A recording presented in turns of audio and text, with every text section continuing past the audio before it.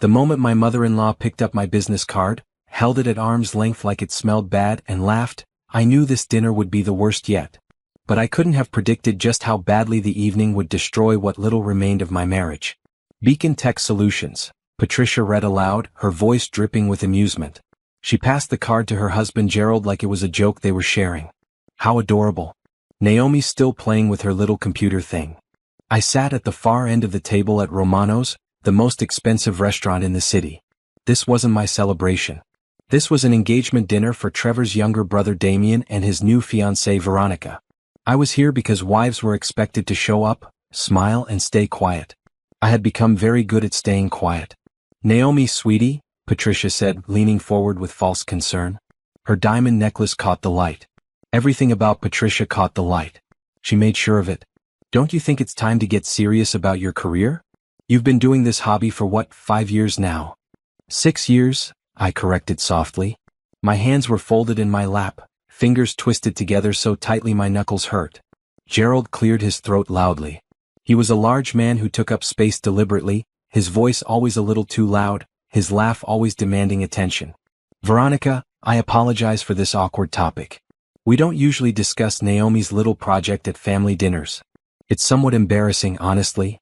My husband Trevor sat beside me, silent. He had been silent for 6 years. Veronica shifted uncomfortably in her seat. She was beautiful in an understated way, wearing a blue suit that probably cost more than my monthly mortgage. Her dark hair was pulled back neatly and she'd barely touched her wine. She looked like she wanted to be anywhere else. I don't think, Veronica began carefully, that we should. Oh, don't worry about offending her, Patricia interrupted, waving her hand dismissively. Naomi knows we love her. We just want what's best for her. Right, honey? She looked at Trevor expectantly. Trevor nodded. He always nodded. He cut his steak into precise pieces and said nothing. The thing is, Gerald continued, clearly warming to his topic, we've been very patient. Very supportive. But at some point you have to face reality. Naomi, you're 32 years old. Trevor has a real career at the law firm. You're living in his house, using his money to fund these little experiments.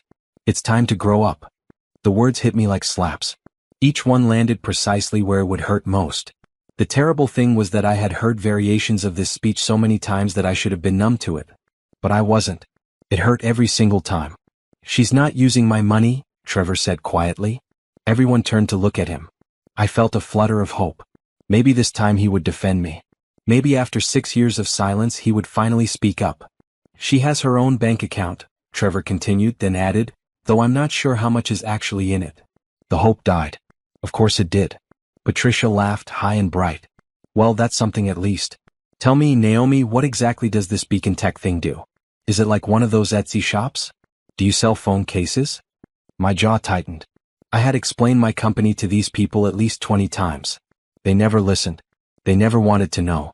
Knowing would mean acknowledging that I was building something real, and they had decided long ago that I was incapable of that. We develop cybersecurity solutions, I said, keeping my voice level.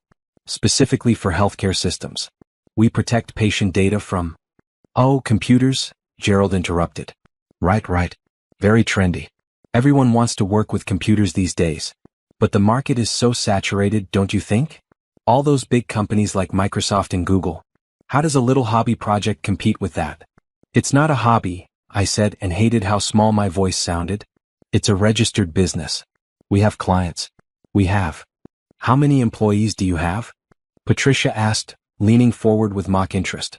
37. 37 people working for your little startup? Gerald's eyebrows rose. How on earth are you paying them? We're profitable, I said. Trevor made a small sound next to me. Not quite a laugh, but close. It was the sound he made when he thought I was exaggerating. Patricia reached over and patted my hand. Her skin was cold, her rings hard against my knuckles. Of course you are, dear. I'm sure you're doing just fine with your little venture. But you have to understand, when we see someone like Veronica here, who's a senior partner at Harrison Ventures, one of the top venture capital firms in Silicon Valley, well, it puts things in perspective, doesn't it? All eyes turned to Veronica. She had gone very still, her wine glass frozen halfway to her lips. Veronica invests in real companies, Damien said proudly. He was 2 years younger than Trevor, better looking, more charming. He had inherited all of Gerald's confidence without the cruelty. Or so I had thought before tonight. Companies that actually matter. That actually change industries. What kind of companies do you invest in? Patricia asked Veronica eagerly. Various sectors, Veronica said carefully. She set down her wine glass and I noticed her hand was shaking slightly. Technology primarily. Healthcare tech, educational platforms, renewable energy startups. See, Naomi? Gerald said triumphantly. Healthcare tech. Real healthcare tech. The kind that gets venture capital funding from firms like Harrison Ventures. Not little hobby projects run out of someone's garage. I don't work out of a garage, I said quietly. I have an office building downtown. 12,000 square feet. Trevor turned to look at me then, his expression confused. You do? I stared at my husband. We had been married for 6 years. We had dated for 2 years before that. And he didn't know where I went every day. He didn't know that I left our house at 7 in the morning and came home at 8 at night. He didn't know that I spent weekends working. He didn't know anything about my life.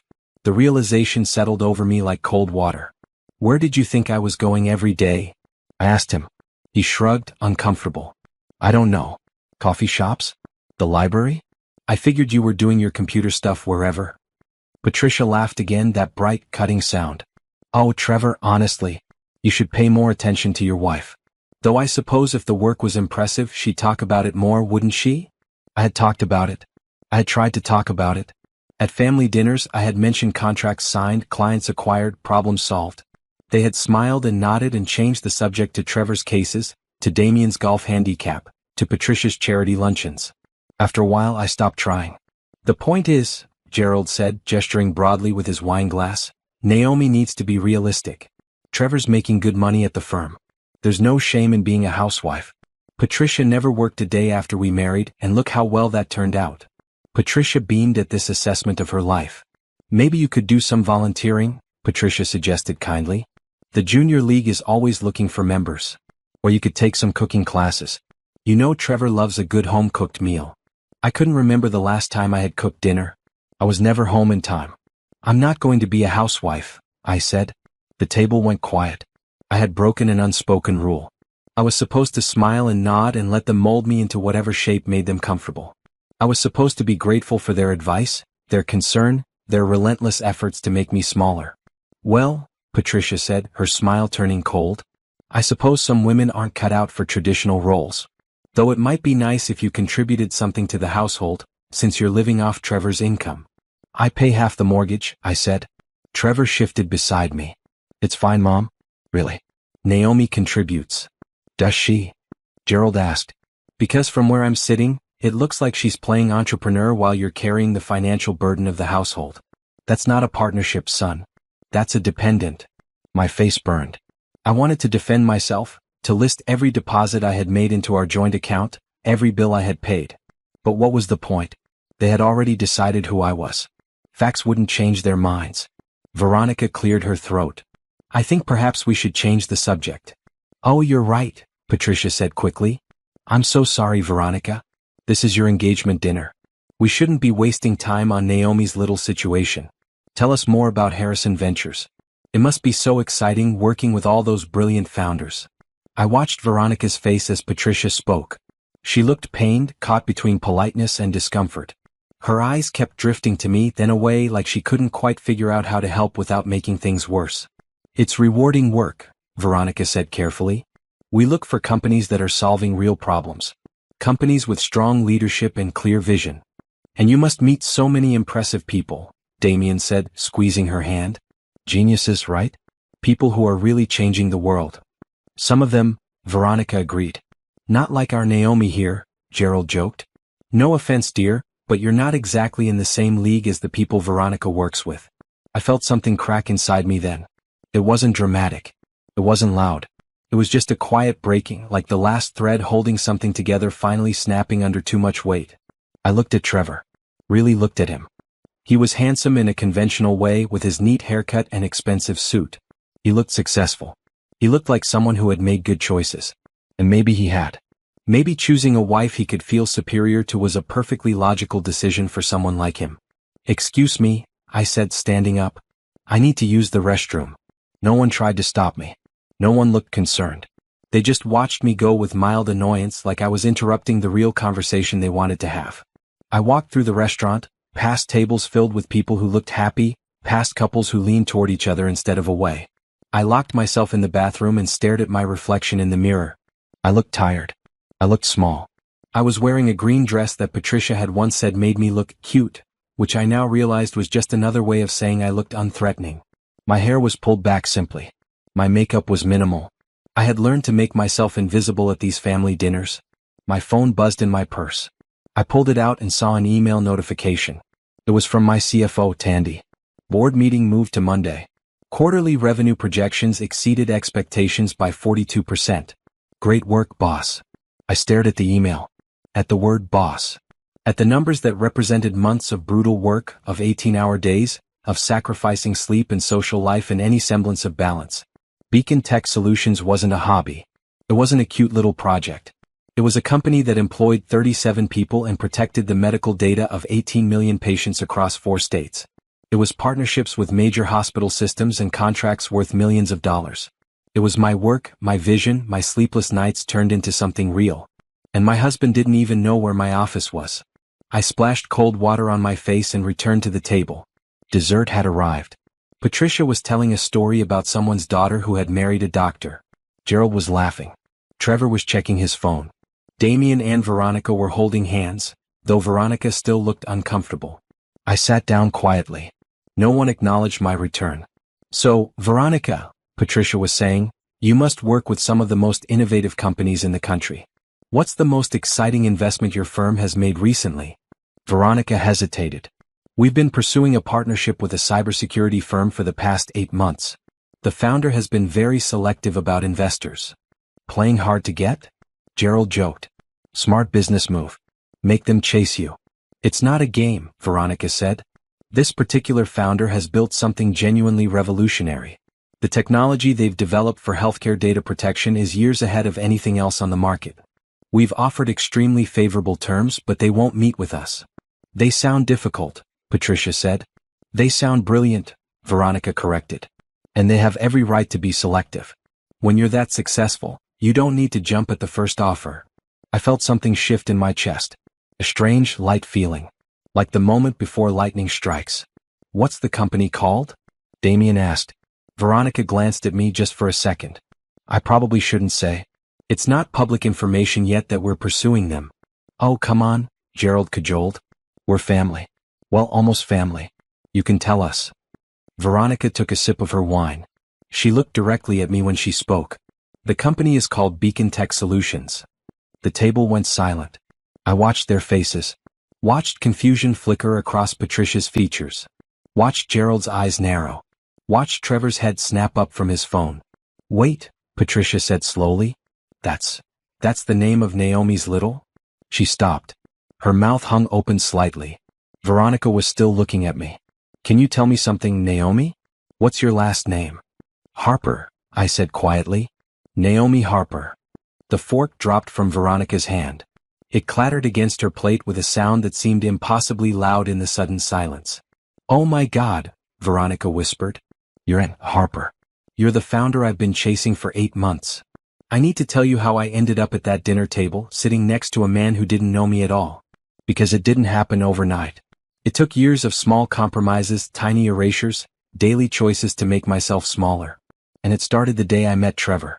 I was 24, fresh out of graduate school with a master's in computer science and a head full of ideas that seemed too big for my body to contain.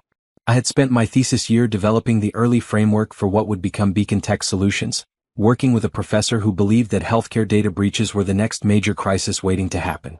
He was right. I was right. But being right doesn't matter much when you're a young black woman trying to get people to take your ideas seriously. I met Trevor at a coffee shop near campus. He was 3 years older, already working at his father's law firm, already comfortable in the world in a way I had never been. He wore nice suits.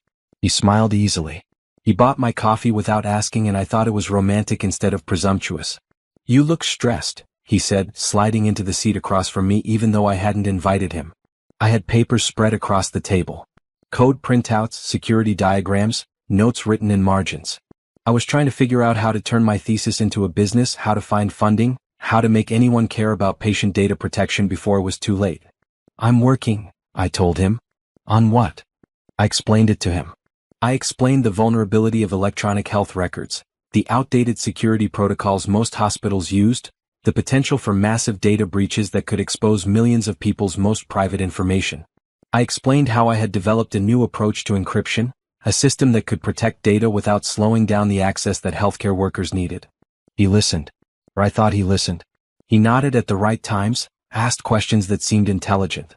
When I finished, he said, "That's really impressive. You're clearly very smart." I felt seen. That was the hook, I think. He made me feel seen. We dated for 2 years before he proposed. During that time, I was building Beacon Tech solutions from nothing. I maxed out credit cards. I worked 3 part-time jobs while coding at night. I slept 4 hours and dreamed in algorithms. I landed my first client, a small community hospital that was willing to take a chance on an unknown company. Trevor was supportive. Or I thought he was supportive. He let me talk about my work at dinner. He didn't complain when I canceled dates to meet with potential clients. He said he was proud of me. But he never asked about the details. Never wanted to see my office when I finally rented a tiny space above a dry cleaner. Never offered to help with anything beyond emotional support, which mostly meant nodding while I talked and saying, "That's great, babe," whenever I shared good news. I met his family 6 months into our relationship. Sunday dinner at their house, a massive place in the suburbs with a circular driveway and professionally landscaped gardens. Patricia answered the door in pearls and a dress that probably cost more than my monthly rent. "So you're the girl Trevor's been seeing?" she said, looking me up and down with an expression I couldn't quite read. Gerald was already in the living room, whiskey in hand, watching golf on a television the size of my apartment wall. Damien was there too, younger and shinier, fresh out of college and already working at the same law firm where Trevor and Gerald worked. "Welcome," Gerald said, not getting up. "Trevor tells us you're in computers." "I'm developing cybersecurity software," I said. "Right, computers?" he repeated as if I hadn't spoken. That should have been my first clue. Dinner was formal. There were multiple forks. Patricia corrected my posture twice. The conversation centered on the law firm, on cases Gerald was handling, on Damien's future, on Trevor's prospects for making partner. When I tried to mention that I had just signed my second client, Patricia smiled kindly and changed the subject to whether I had thought about what kind of wedding I might want someday. Trevor and I weren't even engaged yet. But Patricia had already decided I would be part of the family, which apparently meant I should start thinking about my role. And that role didn't include building a tech company. After dinner, Trevor and I sat in his car outside my apartment. "They liked you," he said. "Did they?" "Of course they did. Mom thinks you're sweet." Sweet. That word would haunt me for years. "Your dad didn't seem very interested in my work," I said carefully. Trevor shrugged. "He's old school. He doesn't really get tech stuff. But it doesn't matter. I get it. I'm interested." I wanted to believe him. So I did. We got married a year later. Patricia planned most of the wedding. I was too busy to fight her on the details, and she seemed to care so much about things like napkin colors and seating charts. I told myself it was generous, her taking over like that. I didn't recognize it for what it was. An early test of how much control I would surrender. The first year of marriage was good. Or maybe I just remember it as good because it was before things got truly bad. Trevor worked long hours at the firm. I worked longer hours building my company. We were two ambitious people building careers. It felt like partnership. But small things started to change. Trevor stopped asking about my day. When I talked about work problems, he would offer quick solutions without really listening to the actual issue. He started making jokes about my little business to his colleagues at firm events. "Naomi's playing entrepreneur," he would say, laughing. "She's got this tech thing she's working on. Very cute." I would smile because what else could I do? But I started talking less about work around his friends. Started downplaying my success when his family asked. Started making myself smaller to make them more comfortable. Beacon Tech Solutions was growing. By year 2 of our marriage, I had 8 employees and contracts with 4 hospital systems. By year 3, I had 15 employees and had started getting attention from the industry. By year 4, I was managing 20 people and had expanded into 3 states. And Trevor knew none of it. He knew I went to work. He knew I came home late. But he never asked about the specifics. Never wanted to visit the office. Never met my employees. When I tried to tell him about major milestones, he would say, "That's great," and turn back to his own work. His family got worse as I got busier. Patricia started making comments about how I was never available for family events. Gerald started joking about how I was married to my computer. Damien, who I had once thought was kind, started making cracks about how I should let Trevor handle the finances since I was clearly struggling with my hobby. The terrible thing was that they said it all with smiles. With love even. They weren't trying to be cruel. They genuinely believed they were helping me by encouraging me to give up and embrace a simpler life. And Trevor never defended me. Not once. Not ever. In year 5 of our marriage, I stopped going to family dinners. I claimed work emergencies, tight deadlines, urgent meetings. It was easier than sitting through another evening of being patronized. Trevor would go without me and come home reporting that his mother was worried about me, that his father thought I was being selfish, that everyone missed me. I didn't miss them. But I missed having a partner. I missed having someone who knew me, really knew me, and was proud of me. I missed the man I thought Trevor was when we first met, before I realized he had only ever seen what he wanted to see. 6 months before the engagement dinner, I had a breakthrough. A major hospital system in Chicago signed a 5-year contract worth $20 million. It was the biggest deal Beacon Tech Solutions had ever landed. It validated everything I had been working toward. It proved that my technology wasn't just good, it was the best available. I came home that night planning to celebrate. I bought expensive wine. I picked up dinner from Trevor's favorite restaurant. I was going to tell him everything. Show him the contract. Explain what it meant for the company, for our future. He got home at midnight. He had been at a firm dinner that I hadn't known about. "Oh, you got food?" he said, looking at the cold takeout containers. "I already ate." "Sorry." I tried anyway. I told him about the Chicago deal. I explained the numbers, the implications, the fact that this made Beacon Tech Solutions a major player in the industry. He nodded. He said, "That's great, babe." He went upstairs to bed. I sat alone in the kitchen with the expensive wine and realized I was living with a stranger. But I didn't leave. I should have left. But leaving meant admitting that I had wasted 6 years. It meant accepting that I had chosen wrong. It meant being alone. So I stayed. I kept going to my office. I kept building my company. I kept coming home to a man who didn't see me. And I told myself that it was fine, that I had my work, that I didn't need more than that. I told myself a lot of lies in those years. The worst part was that I started to believe what they said about me. Started to wonder if maybe they were right, if maybe I was foolish for thinking I could build something significant. Started to question whether my success was real or just luck. Started to feel like maybe I was the problem. Because that's what happens when enough people tell you that you're not enough.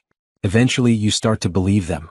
3 months before the engagement dinner, Damien announced his engagement to Veronica. I had never met her before. All I knew was that she was important, that the family was excited, that this was a big deal. Patricia called me personally to insist I come to the dinner. "I know you're busy with your little project," she said, "but family comes first. Trevor needs you there." We all do. The guilt worked. It always worked. So I agreed to go, even though I knew it would be awful, even though I knew they would spend the entire evening making me feel small. I just didn't know how much smaller they would try to make me. I didn't know that this dinner would be the one where everything finally broke. I should have known though. Because every time I thought things couldn't get worse, they did. Every time I thought I had found the bottom of their contempt, they revealed a new depth. The night before the dinner, I couldn't sleep. I lay next to Trevor in the dark and wondered what it would be like to be married to someone who actually knew me. Someone who asked questions and listened to answers. Someone who was proud of me instead of embarrassed. I wondered what it would be like to be free. But I didn't seriously consider leaving. Not yet. Because I still believed on some level that I could make this work. That if I just tried harder, if I just explained things better, if I just succeeded enough, they would finally see me. That's the saddest part looking back. I thought I needed to earn their respect. I thought I needed to prove my worth.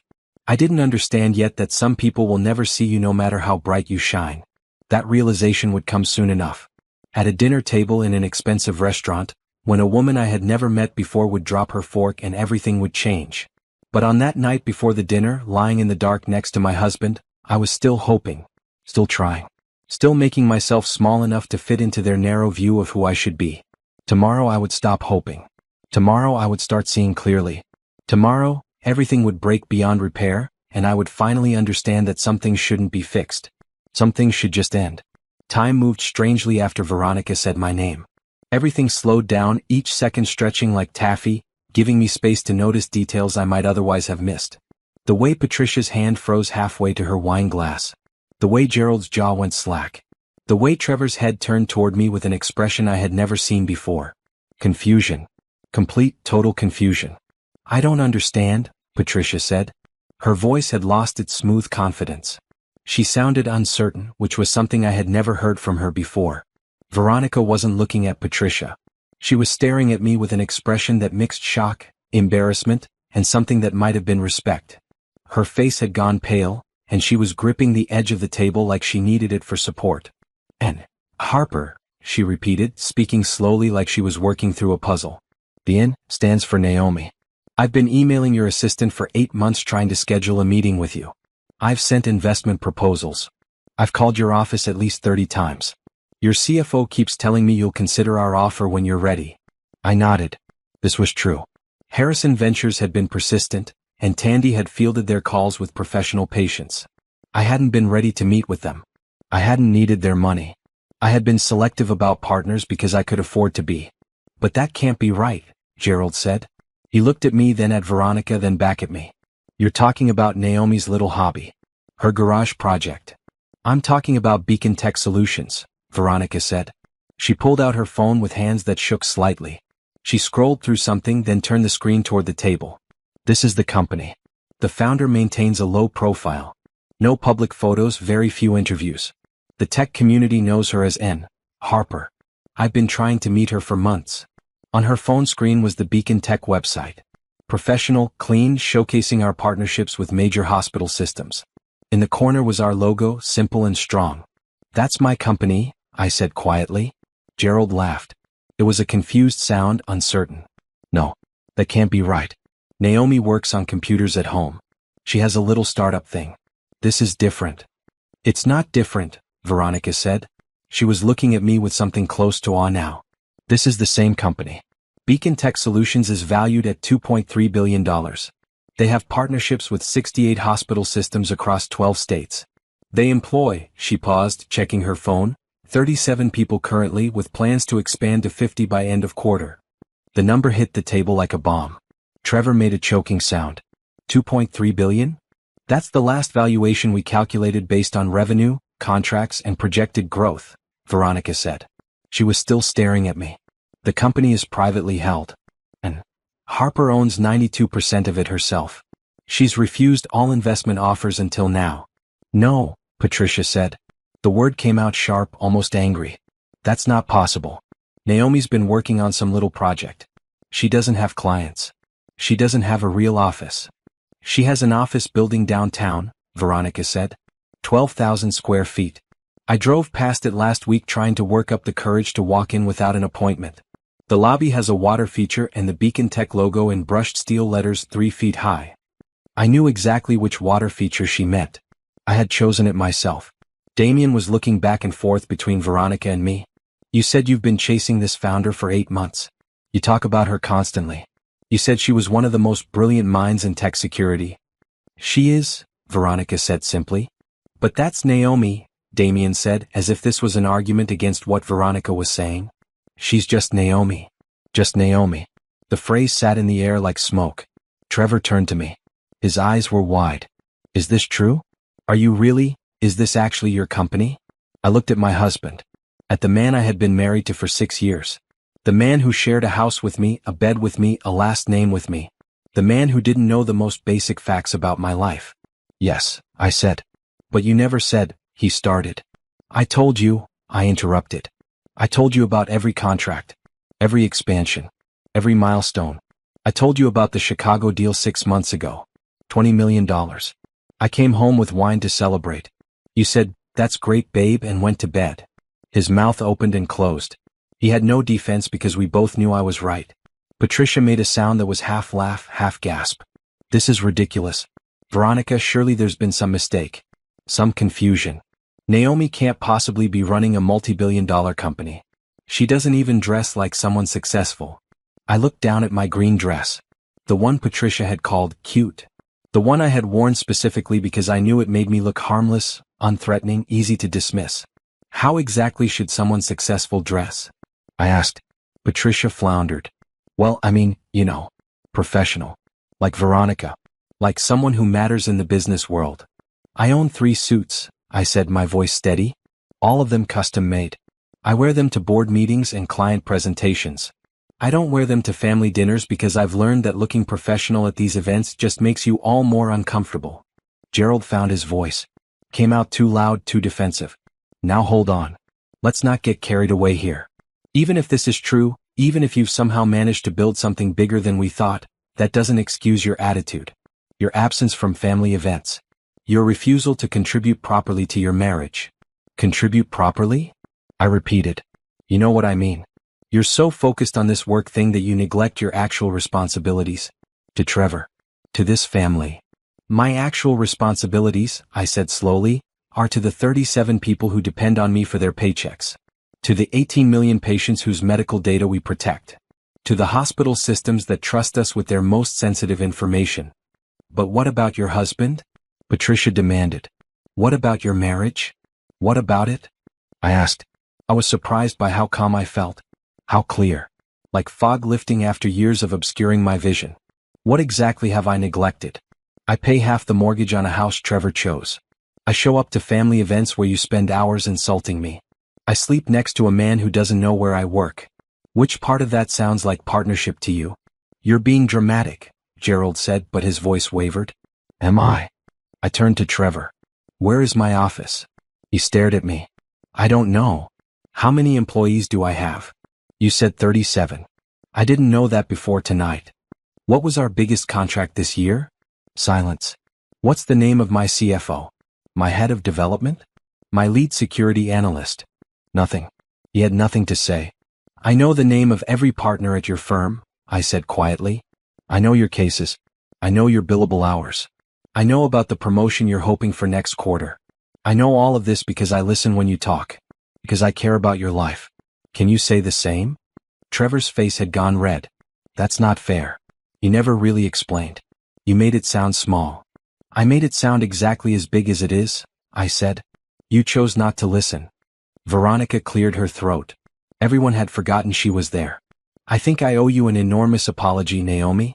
If I had known you were sitting at this table, if I had recognized you, I never would have let anyone speak about your work so dismissively. You didn't know, I said. How could you? I should have figured it out. The company name was right there on your business card. But I didn't make the connection because, she paused, looking genuinely distressed, because I believed what they were saying. About it being a hobby. A small project. I'm so sorry. It's not your fault, I said. It is partly. I let myself make assumptions. Veronica turned to look at Damien. Her expression was unreadable.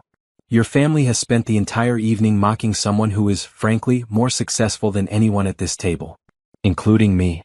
That's an exaggeration, Gerald said quickly. Is it?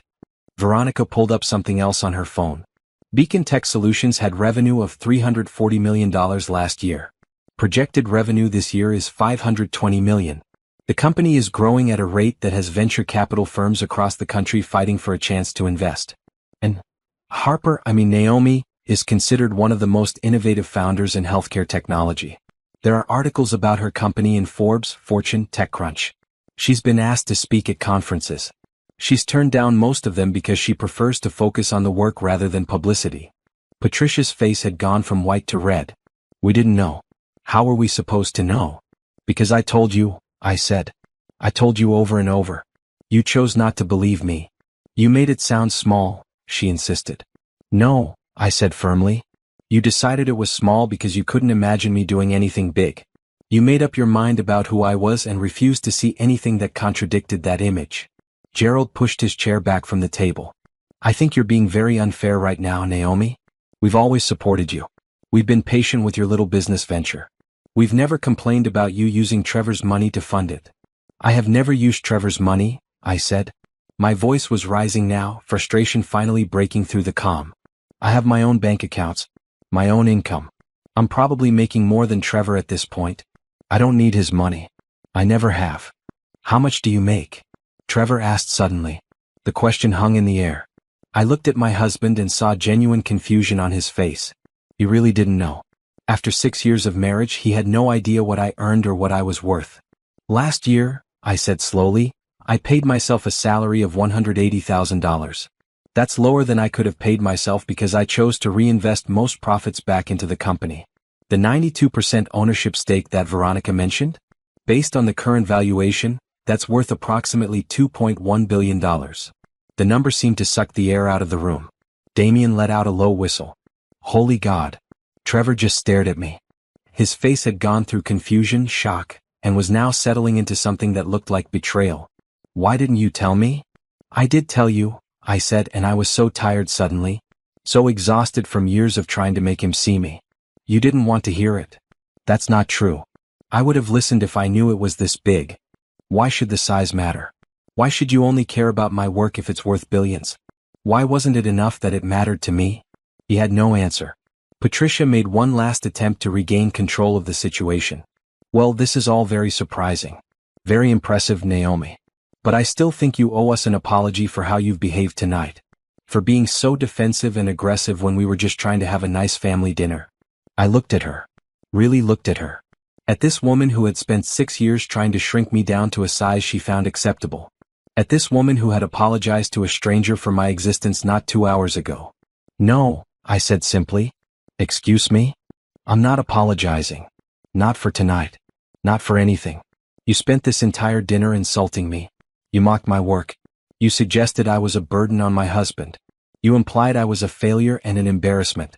And now you want me to apologize for not taking it quietly? We didn't know, Patricia said, but her voice was weak now. That's the problem, I said. You didn't know because you didn't care to know. And if Veronica hadn't been here, if this revelation hadn't happened, you would have continued treating me the same way. The only thing that's changed is that now you know I'm successful. But I was the same person an hour ago when you were laughing at my business card. I was the same person 6 years ago when I told you about my first contract. Success doesn't make me more worthy of respect. I deserved respect all along. The silence that followed was profound. No one seemed to know what to say. Gerald looked angry but confused, like he wanted to argue but couldn't quite figure out how. Patricia looked lost. Trevor looked like he was seeing me for the first time and didn't quite recognize what he was seeing. Only Veronica looked like she understood. She met my eyes across the table and nodded slightly. I think I need some air, I said, pushing my chair back. Excuse me. This time when I left the table it felt different. I wasn't running away. I was walking toward something. Toward clarity. Toward truth. Toward whatever came next. I went outside the restaurant. The night air was cool and sharp. I stood on the sidewalk and breathed deeply, letting the oxygen fill my lungs and clear my head. My phone buzzed. Tandy. Hey boss. Random question. Are you okay? You haven't answered my last 3 emails and that's not like you. I smiled at my phone. Tandy knew me. She paid attention. She noticed when I was off. I'm fine, I texted back. Just at a family dinner. Say no more. Sending positive vibes. Also, the Johnson medical contract is ready for your signature. $15 million over 3 years. Not bad for a Tuesday. Not bad at all. I heard the restaurant door open behind me. Footsteps on the sidewalk. I turned, expecting Trevor. Was Veronica. Mind if I join you? She asked. It's a free sidewalk. She stood next to me, both of us looking out at the street. Cars passed. People walked by, caught up in their own lives, unaware of the small earthquake that had just happened inside the restaurant. I really am sorry, Veronica said. For tonight. For every email my assistant sent. For not recognizing you immediately. You keep apologizing, I said. You don't need to. I do though. Because I'm supposed to be good at this. At identifying talent. At seeing potential. And I sat there for an hour listening to them tear you apart and I didn't question it. I let their narrative shape my perception of you. That's on me. I appreciated her honesty. Why didn't you recognize me? Most people in venture capital know what N. Harper looks like by now. Actually, they don't. You've done an impressive job maintaining privacy. No photos on the company website. No interviews with accompanying headshots. The few times you've spoken at conferences, you've refused to be photographed. The tech community respects it. Some people think it's smart branding. Others think it's genius privacy protection. I think it's both. It's self-preservation, I said honestly. I'm a young black woman running a tech company. Do you know how many people already doubt me without ever seeing my face? I can't imagine how much worse it would be if they could form judgments based on appearance before even hearing about my work. Veronica nodded slowly. I understand that more than you might think. We stood in comfortable silence for a moment. Can I ask you something? Veronica said. Sure. Why did you keep coming to these dinners? If they treated you this badly, why not just stop? I thought about it. I kept hoping it would get better, that they would eventually see me. And I felt guilty. Like maybe I wasn't trying hard enough. Like maybe if I just explained things better or achieved more, they would understand. That's not how respect works, Veronica said gently. I know that now. She turned to look at me directly. What are you going to do? About what? About everything. Your marriage. The family. Moving forward. I met her eyes. I have no idea. That was the truth. Standing on that sidewalk outside the restaurant, my entire life felt like it was balanced on a knife edge. Everything I thought I knew had shifted. Everything I thought was solid had revealed itself to be fragile. For what it's worth, Veronica said, I think you're going to be fine. Better than fine. Anyone who builds what you've built has the strength to handle whatever comes next. Thank you, I said and meant it. Also, she added almost hesitantly, if you ever decide you want to talk about that investment proposal, I'd be honored to present it properly. Not as an ambush at a family dinner, but as a real conversation between professionals. I smiled slightly. I'll think about it. That's all I can ask. The restaurant door opened again. This time it was Trevor. He looked stressed, his tie loosened, his hair slightly messy like he'd been running his hands through it. I should go, Veronica said quickly. Good luck, Naomi. With everything. She went back inside, leaving me alone with my husband. Can we talk? Trevor asked. I looked at him and felt nothing. No anger. No love. No hope. Just a profound emptiness where 6 years of marriage should have left something stronger. What do you want to say? I asked. I didn't know, he started. I really didn't know it was this big. You have to believe me. I believe you, I said. That's the problem. Trevor stood on the sidewalk looking lost. His hands were in his pockets, his shoulders slightly hunched against the night air. For the first time in years I saw him clearly. Not as the man I hoped he would become. Not as the husband I wished I had. But as exactly who he was. A man who had chosen not to see me. What does that mean? He asked. That's the problem? It means you didn't know because you didn't want to know, I said. My voice was calm, matter-of-fact. All the anger had burned away during dinner, leaving only clarity behind. You didn't ask questions. You didn't show interest. You made up your mind about who I was and what I was capable of, and you never looked deeper. That's not fair, he said, but his protest was weak. Isn't it? Trevor, we've been married for 6 years. You don't know where I work. You don't know the names of my employees. You don't know what my company does beyond some vague idea that it involves computers. When I came home 6 months ago to tell you about the Chicago contract, you didn't even ask what the contract was for. You could have made me listen, he said, a flash of defensiveness in his tone. Made you? I repeated. I'm your wife, not your teacher. I shouldn't have to force you to care about my life. He looked away, staring at the cars passing on the street. I thought you were exaggerating. When you talked about clients and contracts, I thought you were making it sound bigger than it was. You know, like people do. Like people do, I echoed. You thought I was lying. Not lying exactly. Just inflating things. Because you couldn't imagine me building something real. I didn't say that. You didn't have to. Your actions said it every day for 6 years. Trevor's face flushed. You're acting like I'm the villain here. Like I did something terrible. I just didn't understand the scope of your work. That's not a crime. You're right, I agreed. It's not a crime.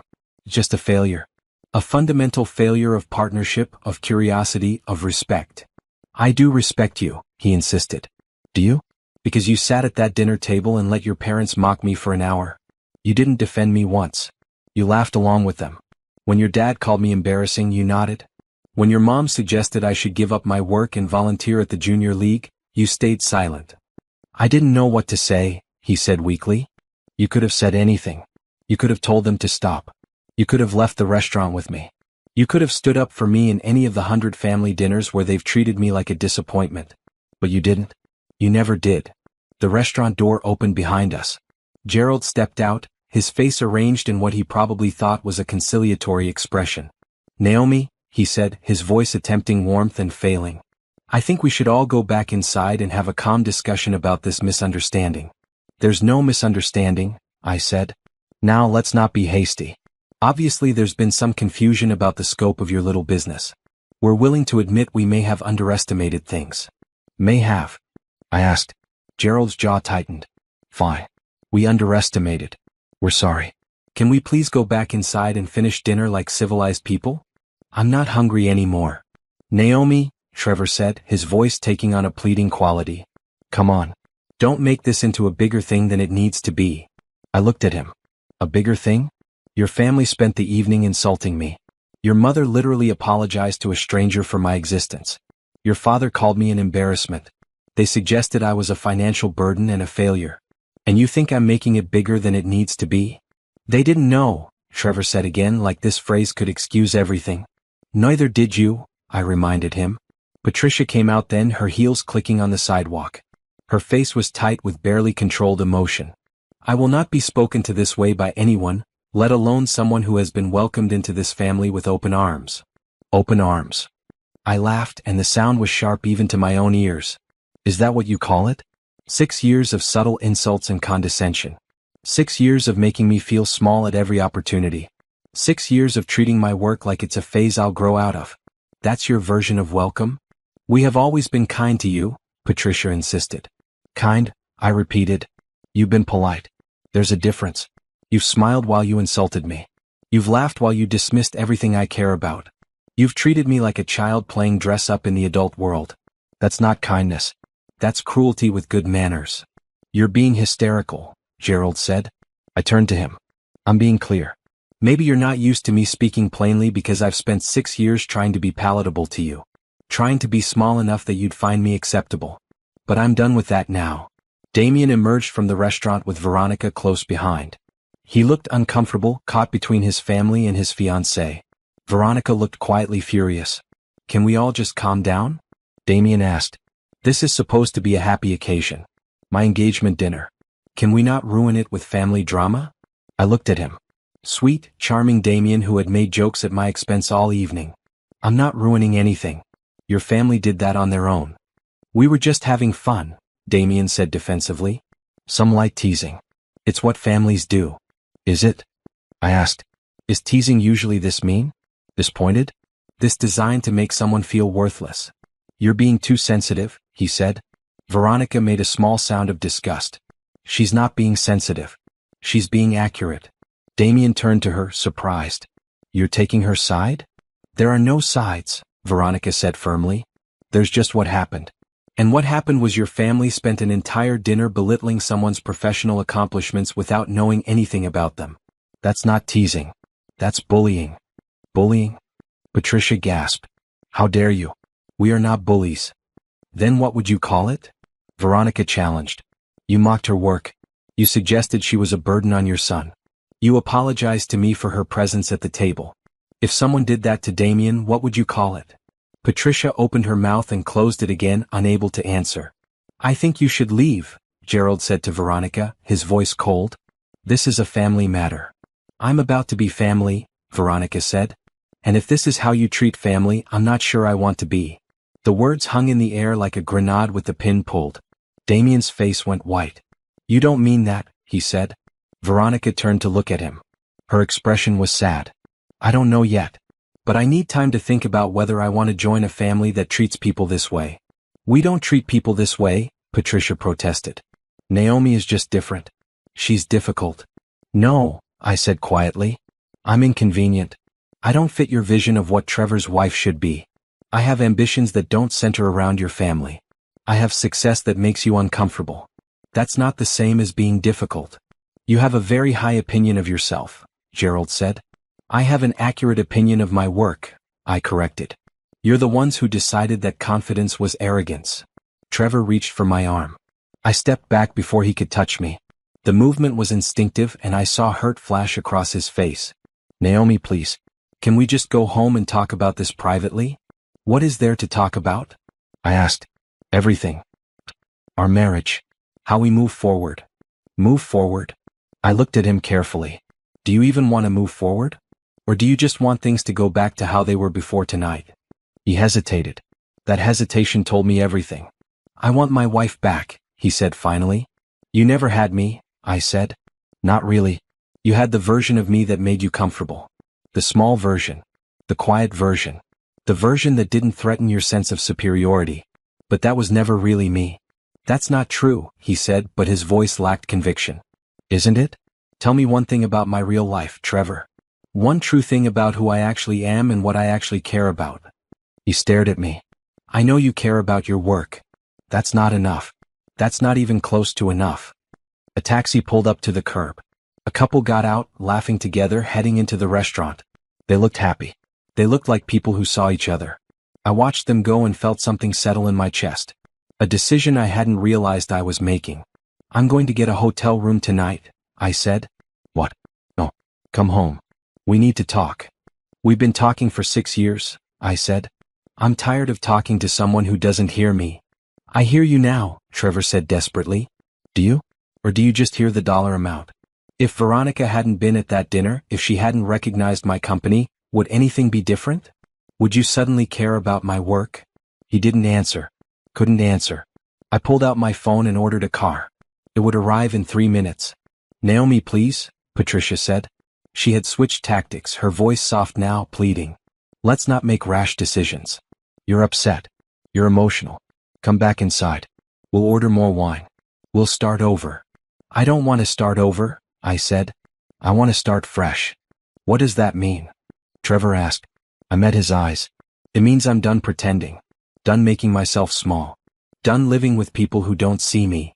You're talking about divorce? Gerald said flatly. I'm talking about freedom, I corrected. A black car pulled up. My ride. I moved toward it. If you get in that car, Trevor said, his voice taking on a hard edge, don't expect me to be waiting when you decide to come back. I stopped. Turned to look at him. Is that supposed to scare me? The threat of losing something I never really had. His face crumpled. Just for a moment I saw real pain there. But it wasn't pain at losing me. It was pain at losing the image of his life. The picture-perfect marriage. The successful lawyer with the quiet wife. The comfortable lie he'd been living. We're supposed to be a team, he said. Teams require both people to show up, I said. You checked out years ago. You just didn't bother to tell me. I got into the car. Through the window I could see all of them standing on the sidewalk. Gerald angry. Patricia shocked. Damien confused. Trevor devastated. Veronica watching it all with sad, knowing eyes. Where to? The driver asked. I gave him the address of a hotel downtown. A nice one. The kind of place I could afford now that I didn't have to pretend I couldn't. As we pulled away from the curb, I looked back one last time. They were still standing there, frozen in place like characters in a painting. The family dinner that imploded. The night everything changed. I turned forward and didn't look back again. My phone buzzed. A text from Veronica. If you need anything, call me. I mean it. Also, I'm seriously reconsidering this engagement. Is your company hiring? I might need a new job after tonight. Despite everything, I smiled. Then another text came through. This one from Tandy. Boss, I'm seeing some weird charges on the company card. Did you book a hotel room? Are you okay? Should I be worried? I texted back. I'm fine. Long story. Tell you Monday. Okay, but if you need me to come get you with bail money or a getaway car, I'm available. No bail money needed. Just some space to think. Thinking is good. Also breathing. Remember to do both. I laughed out loud. The driver glanced at me in the rearview mirror but didn't comment. At the hotel, I checked in using my own credit card. My own money. Money I had earned building something real and valuable in mine. The room was on the 15th floor with a view of the city. I stood at the window and looked out at the lights. My phone rang. Trevor. I sent it to voicemail. He called again. Voicemail again. On the third call, I turned off my phone. I ordered room service. Expensive room service. Champagne and dessert and things I wanted without asking anyone's permission or opinion. I ate slowly, tasting everything, enjoying the silence. When I finally went to bed, I slept better than I had in years. No one breathing beside me. No one there who didn't see me. Just space. Just peace. Just possibility. The next morning, I woke up early. Habit from years of early meetings and full schedules. I made coffee in the room's small machine and sat by the window watching the city wake up. My phone was still off. I knew when I turned it on there would be messages. Calls from Trevor. Texts from his family. Maybe angry ones. Maybe apologetic ones.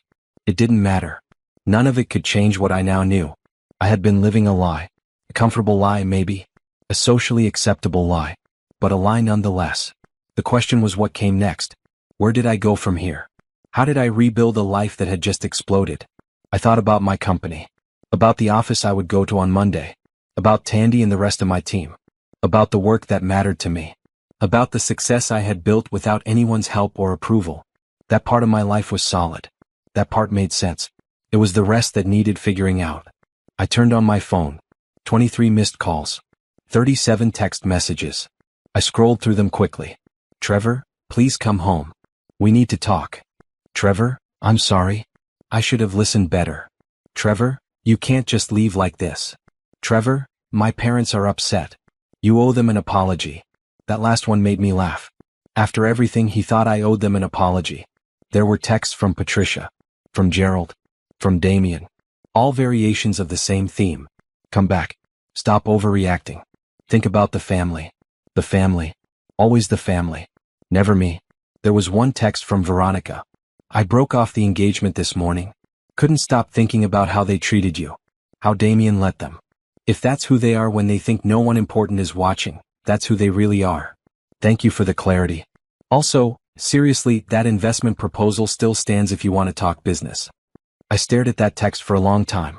Veronica had ended her engagement because of what she saw at that dinner. Because watching them treat me badly showed her something about the family she was about to marry into. I texted back. I'm sorry about your engagement. Her response came quickly. Don't be. You saved me from making a huge mistake. Coffee next week? No business. Just two people who survived the worst family dinner ever. Deal. I took a shower. Got dressed. Looked at myself in the mirror. I looked tired but somehow lighter. Like I had been carrying weight I didn't know about and had finally set it down. My phone rang. This time it was my mother. I answered. Baby, what happened? She asked. Trevor's been calling your father all morning. He says you left him. I left a hotel restaurant, I corrected. But yeah, I'm thinking about leaving the marriage too. Oh, thank God, my mother said. I blinked. What? Naomi, your father and I have been waiting for you to see it for years. That man doesn't appreciate you. His family treats you terribly. We kept hoping you would wake up. You never said anything. Would you have listened? You had to figure it out yourself. She was right. I probably wouldn't have listened. I had been so invested in making the marriage work, in proving I could be good enough for them. I'm proud of you, my mother said. For building your company. For finally standing up for yourself. For being strong enough to walk away from people who don't deserve you. My throat tightened. I don't know what comes next. Nobody does, baby. That's the exciting part. After we hung up, I sat on the edge of the hotel bed and let myself feel everything. The grief of a marriage ending. The anger at years wasted. The fear of uncertainty. The relief of finally seeing clearly. The hope of possibility. All of it at once. All of it real. Then I stood up. Got my laptop. Started making lists. Things to do. People to call. Decisions to make. Starting with calling my lawyer cousin Rochelle. Because if I was going to do this, I was going to do it right. The old Naomi would have waited. Would have tried to fix things. Would have given Trevor and his family another chance to prove they could change. But that Naomi was gone. She had died somewhere between the restaurant and this hotel room. The new Naomi knew her worth. Knew what she deserved. And knew that sometimes the bravest thing you can do is walk away from people who refuse to see you. I picked up my phone and started dialing. There was work to be done. A life to rebuild. A future to create. And for the first time in 6 years I was excited about all of it. I spent 3 days at that hotel. 3 days of room service and quiet and space to think. 3 days of turning off my phone for hours at a time and only checking messages when I felt strong enough to handle them. 3 days of slowly realizing that the life I thought I wanted had been built on foundation of trying to be someone I wasn't. On day 2 I called Rochelle. My cousin was a divorce attorney, sharp and no nonsense, with natural hair she wore in beautiful twists and a blue suit that matched her confidence. We met in the hotel bar. It was mid-afternoon, nearly empty except for a few business travelers on laptops. You look good, Rochelle said, sliding into the booth across from me. Better than I expected. What were you expecting? Tears. Breakdown. The usual post-traumatic response to family disaster. I cried the first night, I admitted. But not as much as I thought I would. Mostly I just felt relieved. Rochelle pulled out a legal pad and pen. Tell me everything. Start at the beginning. I told her about the dinner. About 6 years of dismissal and condescension. About Trevor's silence in the face of his family's cruelty. About Veronica recognizing my company and the look on everyone's faces when they realized who I actually was. Rochelle took notes, her expression growing darker as I talked. "They're garbage people," she said when I finished. "I've been wanting to say that for years." "You met them twice." "Twice was enough. The first time was at your wedding when Trevor's mother asked me if I was a friend from work, even though I was clearly sitting on your family's side wearing a bridesmaid dress. The second time was at that Christmas party where Trevor's dad spent 20 minutes telling me about his cleaning lady like I would have something in common with her because we're both black women." I winced. I had forgotten about that. "The point is," Rochelle continued, "I've been waiting for you to wake up. So now that you're awake, what do you want to do?" "Divorce him," I said. The words came out easier than I expected. "Okay, good. Do you own property together?" "The house is in both names. I've been paying half the mortgage for 5 years. "Kids?" "No." "Shared bank accounts?" "One joint account for household expenses. But I have my own accounts for my business and personal use. The company is entirely mine. I own 92% of it outright." Rochelle whistled low. "How much is the company worth?" "Last valuation was $2.3 billion. Her pen stopped moving. She looked up at me. "I'm sorry, did you say billion with a B?" "Yes." "Naomi." She set down her pen. "Why didn't you tell me this before?" I tried. "You asked about my work last year at Thanksgiving. I said we just closed a major round of contracts. You said, 'That's nice,' and started talking about your new apartment." Rochelle closed her eyes. "I'm as bad as they are." "You're not," I said quickly. "You didn't know because I didn't push. I learned to stop talking about things people didn't want to hear. That's not okay. I should have asked better questions. I should have listened. I'm sorry." "You're listening now," I pointed out. She picked up her pen again. "Okay. So here's the situation. California is a community property state. Anything acquired during the marriage is split 50-50 unless there's a prenup or clear separate property." My stomach dropped. "He could go after my company?" "He could try. But if you can prove the company existed before the marriage and was built primarily with your separate funds and effort, you have a strong case for keeping it as separate property." "When exactly did you start Beacon Tech Solutions?" "The initial framework was my master's thesis. I incorporated the company officially 2 months before we got married." "That's good. Very good. And the funding?" "I used my own savings, student loans, credit cards. Trevor never contributed financially. He didn't even know the real scope of the company until 3 days ago." Rochelle made rapid notes. "Did you use any joint funds for business expenses?" "No. I was careful about that. My accountant can verify everything." "What about the house?" "We bought it 4 years ago. Put down 20%. We've both been making mortgage payments from our individual accounts into the joint account." "So you're entitled to your share of the equity." "That's straightforward." Rochelle looked up. "The company is where things could get messy. Trevor could argue that even though you founded it before marriage, it grew significantly during the marriage and he's entitled to some of that growth." "Based on what?" "He never helped. Never contributed. Never even understood what the company did. Based on the legal theory that marital support allows one spouse to build a business. He'll argue that he provided a stable home, emotional support, the foundation that allowed you to focus on growing your company." I laughed. It came out sharp and bitter. "Emotional support." "Right. The emotional support of having my work mocked constantly. Of having my success dismissed. Of being told I should give up and join the junior league." "I believe you," Rochelle said gently. "But a court might see it differently. Especially if he gets a good lawyer, which he will because his father runs a law firm." "So what do I do?" "We document everything. Every dismissive comment. Every time he failed to support you. Every instance of his family's treatment. We build a case that not only did he not contribute to your success, he actively tried to undermine it." "Will that work?" "It should. Especially given that the company was already established before marriage and you can prove all funding came from separate sources." "But Naomi, this could get ugly. His family won't go down easy. They'll fight." "Let them fight," I said. "I'm done making things easy for people who don't respect me." Rochelle smiled. "There's my cousin. I was wondering when she'd show up." We spent another hour going over details. Assets, debts, timelines, documentation I would need to gather. By the time we finished, I had a clear picture of what the next months would look like. It wasn't going to be pleasant, but it was going to be necessary. "One more thing," Rochelle said as we were getting ready to leave. "Have you talked to Trevor since that night?" "No. He's called and texted constantly. So has his family. I haven't responded." "Don't. Not until we have a plan in place. The first conversation you have with him should be with me present. Anything you say can and will be used against you in divorce proceedings. That sounds ominous. It's realistic. Right now he's probably oscillating between guilt and anger. Give him a few days to land on anger and he'll start talking to lawyers. We need to be prepared before that happens. His father is a lawyer. Exactly. Gerald will advise him. And Gerald just found out his daughter-in-law is worth billions. He's going to see dollar signs. The thought made me feel sick. But Rochelle was probably right. On day 3 at the hotel I went back to work. Not to the office, not yet.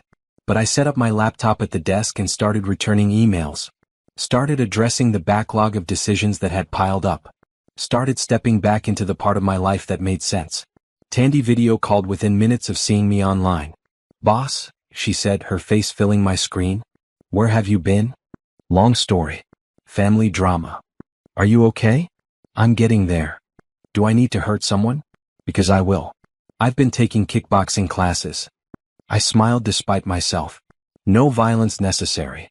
But I appreciate the offer." "What happened?" I gave her the short version. The dinner. The revelation. Trevor's ignorance. The hotel room. When I finished, Tandy was quiet for a moment.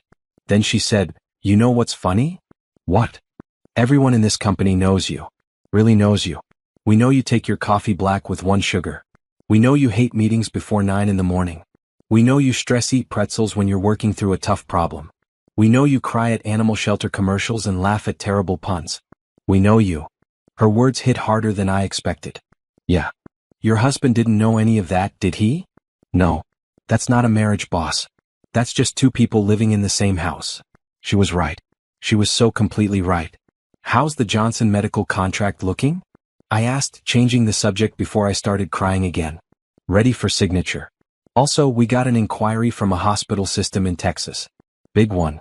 15 locations. They want a proposal by end of month. Send me the details. I'll work on it this weekend." "You sure you don't want to take some time off? Process everything?" "Work is processing," I said honestly. "This is the part of my life that makes sense." After we hung up, I spent the rest of the day immersed in work. Reviewing contracts. Responding to client questions. Planning expansion strategies. The familiar rhythm of it was comforting. Here I knew who I was. Here I had value that no one questioned. That evening, I finally turned on my phone and read through all the messages I had been avoiding. Trevor had sent 23 texts over 3 days. The progression was telling. Day 1, "Please come home. I'm sorry. We need to talk." Day 2, "This is ridiculous. You're overreacting. Call me back." Day 3, "I spoke to my father. He says you're not entitled to leave like this. Community property rights work both ways." There it was. Rochelle had predicted it perfectly. Trevor had moved from guilt to anger to legal threats in 72 hours. I felt nothing reading those messages. No sadness. No anger. Just a clinical interest in how predictable it all was. Patricia had sent a long email. I almost deleted it without reading, but curiosity won. "Naomi, I don't know what's gotten into you, but this behavior is completely unacceptable. You've humiliated our family. You've upset Trevor terribly. You've caused Damien to lose his fiancée. All because you couldn't handle a little constructive criticism. We were only trying to help you see reality. Yes, perhaps we underestimated your little business, but that's no reason to blow up your marriage and destroy family harmony. I expect you to come home, apologize to everyone, and work on being a better wife and family member. This is your last chance to make things right before you permanently damage your relationship with this family. Patricia." I read it twice. Then I forwarded it to Rochelle with a note. "Document this." There was one message I hadn't expected. From Veronica. "I meant what I said about coffee. I'd really like to talk, not about business, just as 2 people who survived something bizarre. Also, I want to apologize properly for not speaking up sooner at that dinner. I should have shut them down the moment they started. My silence was complicity. I'm sorry. Let me know if you want to meet. No pressure." I stared at that message for a long time. Veronica had broken off her engagement. She had walked away from Damien and his family because of what she saw that night. That took courage. I texted back, "Coffee sounds good. Thursday morning?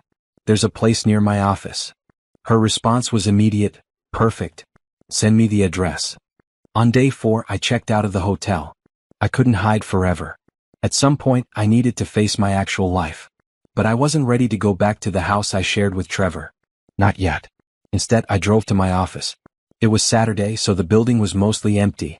I used my key card to get in, took the elevator to the third floor where Beacon Tech Solutions occupied half the space.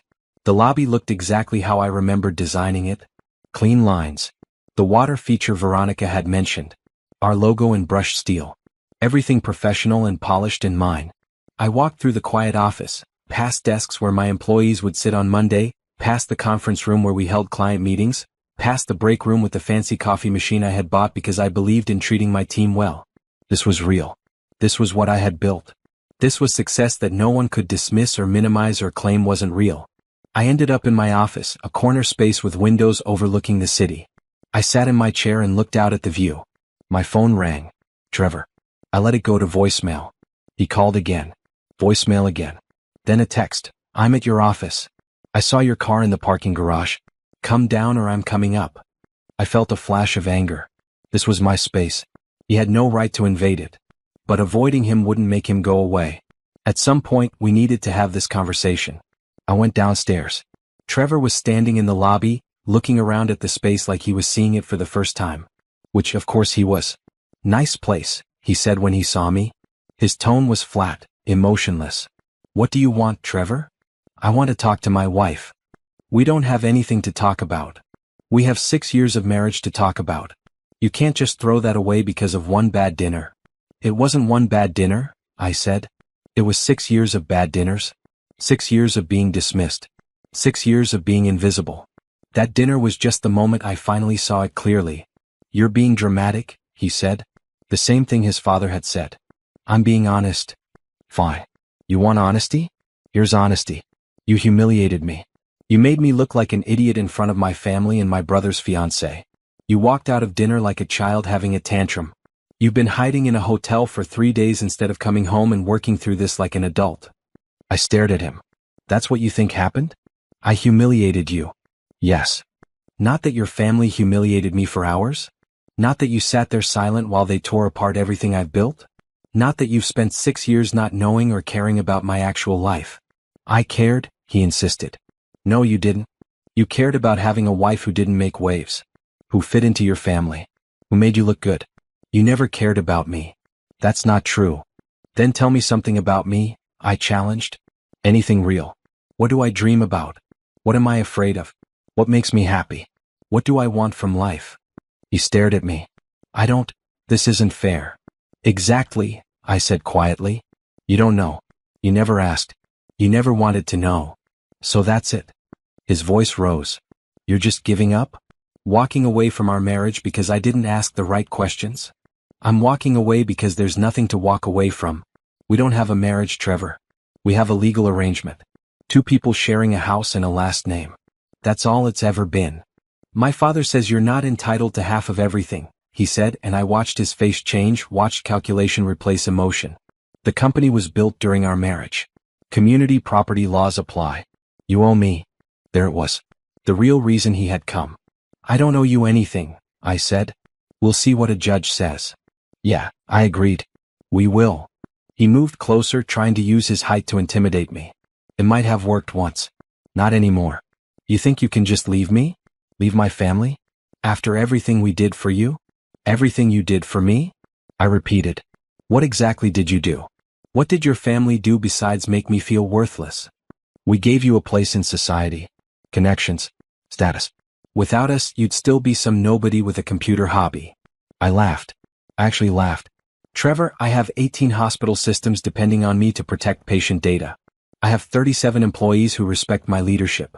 I have a company worth billions. What do you have? A job at your daddy's law firm that you got through nepotism. A family name that matters to no one outside your bubble. Status based on nothing you actually built yourself. His face went red. You're going to regret this. No, I said calmly. I really don't think I will. He turned and walked out. The door closed behind him with a heavy thud. I stood in the lobby of my company, my actual achievement, and felt lighter than I had in years. My phone buzzed. Rochelle. Trevor just called his father. Gerald called me. They want to meet. They're going to fight this. Let them, I said. You sure you're ready for this? It's going to get nasty. I looked around at the office I had built. At the success I had achieved despite everyone telling me I couldn't. At the life I had created through my own intelligence and determination and refusal to give up. I'm ready, I said. And I spent that weekend at my parents' house. Not because I needed to hide, but because I needed to remember who I was before Trevor. Before his family. Before 6 years of making myself smaller. My mother made my favorite foods. My father sat with me in his workshop while he fixed an old clock, the two of us comfortable in silence. They didn't press me for details. They just gave me space to breathe. On Sunday evening, my mother found me sitting on the back porch watching the sun set. You want to talk about it? She asked, settling into the chair next to mine. Not really. Okay. Want to hear about your Aunt Louise's new boyfriend? I smiled. Is this the one who collects porcelain dolls? Different one. This one breeds snakes. That's worse. Much worse. We sat quietly for a while. Then my mother said, your father and I always knew you'd be someone. Even when you were little. You had this way of looking at problems like they were puzzles waiting to be solved. You'd get so focused you'd forget to eat. I still do that. I know. Tandy emails me when she's worried you're not taking care of yourself. I turned to look at her. Tandy emails you? Someone has to make sure you're eating. You hired an assistant who understands that, boss. She checks in once a month. Tells me if you're overdoing it. I didn't know whether to be touched or mortified. That's invasive. That's love, my mother corrected. You have people who care about you. Who see you. Who know you. That Trevor boy never deserved you. You should have said something. Would you have listened? Probably not. I had been so determined to make the marriage work. So convinced that if I just tried harder, gave more, shrunk smaller, it would all be fine. I wasted 6 years, I said. You didn't waste anything. You built an incredible company during those years. You became the person you were meant to be. You learned what you don't want. That's not waste. That's growth. I feel stupid, I admitted, for not seeing it sooner. Baby, we all make mistakes in love. We all stay too long in situations that hurt us. The important thing is you're leaving now. You're choosing yourself. That takes courage. It doesn't feel courageous. It feels scary. Courage is doing the right thing even when it's scary. Especially when it's scary. My phone buzzed. A text from Rochelle. Meeting with Trevor's lawyer tomorrow at 10. You don't have to attend, but I recommend it. Show strength. Show you're not hiding. I texted back. I'll be there. My mother read over my shoulder. That's tomorrow. You should get some rest. I won't be able to sleep. Try anyway. You need your strength for what's coming. She was right. The next months would be brutal. Divorce was never clean, especially when money was involved. Especially when one party felt humiliated and wanted revenge. That night, I lay in my childhood bed and stared at the ceiling. This room held so many memories. Late nights studying for exams. Early mornings getting ready for school. Hours spent coding my first programs on an old computer my father had bought at a garage sale. This was where I had dreamed of building something big. Something that mattered. Something that would change how healthcare data was protected. I had done it. Despite everyone who doubted me. Despite a husband who didn't believe in me. Despite a family who saw me as a failure. I had actually done it. The next morning I dressed carefully. A blue suit, tailored and professional. My hair pulled back neatly. Minimal jewelry. I looked like the CEO I was. Like someone who knew her worth. Rochelle met me outside the law office. It was a modern building downtown, all glass and steel. Gerald's firm occupied 3 floors. You ready? Rochelle asked. As ready as I'll ever be. Remember, stay calm. Don't let them provoke you. Don't answer questions I tell you not to answer. And if it gets bad, we leave. You don't owe them anything. We rode the elevator up to the 15th floor. The receptionist directed us to a conference room. Large table. Leather chairs. Walls of law books that probably no one ever read. Gerald was already there with another lawyer, a thin man in an expensive suit. Trevor sat next to them looking miserable. He wouldn't meet my eyes. Naomi, Gerald said, standing. His voice was falsely jovial. Good of you to come. Let's settle this like civilized people, shall we? I sat down across from him. Rochelle sat next to me, her notepad ready. Let's start with the house, Gerald began. Clearly that needs to be sold. Proceeds split evenly. Fine, I said. I didn't care about the house. It had never felt like home anyway. Now regarding the business, Gerald continued, and I saw the gleam in his eye. As we understand it, Beacon Tech Solutions was founded shortly before your marriage and grew substantially during the marriage. California law is clear on this. Community property rules apply. My son is entitled to half the company's current value. Rochelle spoke before I could. The company was incorporated 2 months before the marriage using funds from Ms. Harper's separate property. She can document every investment, every loan, every source of capital. None of it came from marital funds. But the growth happened during the marriage, Gerald argued. Trevor provided the support system that allowed her to build this company. He's entitled to compensation. What support? I asked. Gerald looked at me. Excuse me? What support did Trevor provide? Emotional support? Is that what you call sitting silent while your family insulted me for 6 years? Financial support? I paid half of everything and funded my company myself. Practical support? He didn't know where my office was. So tell me, what exactly did he support? He provided a stable home, Gerald said. A foundation. A foundation built on contempt, I said. That's not support. That's tolerance at best. You're being emotional, the other lawyer said. His name was Richard something. I hadn't bothered to learn his last name. I'm being factual, I corrected. Trevor never contributed to my company. Not money. Not time. Not even belief. He actively dismissed my work. His family mocked it constantly. That's the opposite of support. Nevertheless, Gerald said, the law is on our side. We're willing to be reasonable. We'll settle for 40% of the company's value. That's $920 million. Transfer that to Trevor and we'll call it even. I almost laughed. No. Naomi, Trevor said, speaking for the first time. Be reasonable. I'm your husband. I deserve something. Based on what? I asked him directly. What did you ever do to deserve any part of what I built? I was there, he said weakly. Being present isn't the same as being supportive. Being in the same house isn't the same as being a partner. I gave you 6 years, he said, and there was anger in his voice now. I gave you 6 years too, I said. 6 years of trying to be who you wanted. 6 years of making myself small. 6 years of ignoring the fact that you didn't actually care about me. I'm not paying you for the privilege of being disrespected in my own marriage. This is exactly the kind of attitude that makes negotiation impossible, Richard said. Ms. Harper, we're trying to resolve this amicably. But if you force us to go to court, things will get very unpleasant. I'm okay with unpleasant, I said. Rochelle put a hand on my arm. My client is willing to split marital assets equitably. The house, the shared bank account, anything purchased during the marriage with joint funds. But Beacon Tech Solutions is separate property. It was founded before the marriage, funded entirely with separate funds, and built without any contribution from your client. We dispute that, Gerald said. We have evidence that suggests otherwise. What evidence? Rochelle asked sharply. Gerald pulled out a folder. We have testimony from family members that Naomi often worked from home, using utilities and resources paid for with marital funds. We have evidence that Trevor frequently drove her to meetings or picked her up, providing transportation support.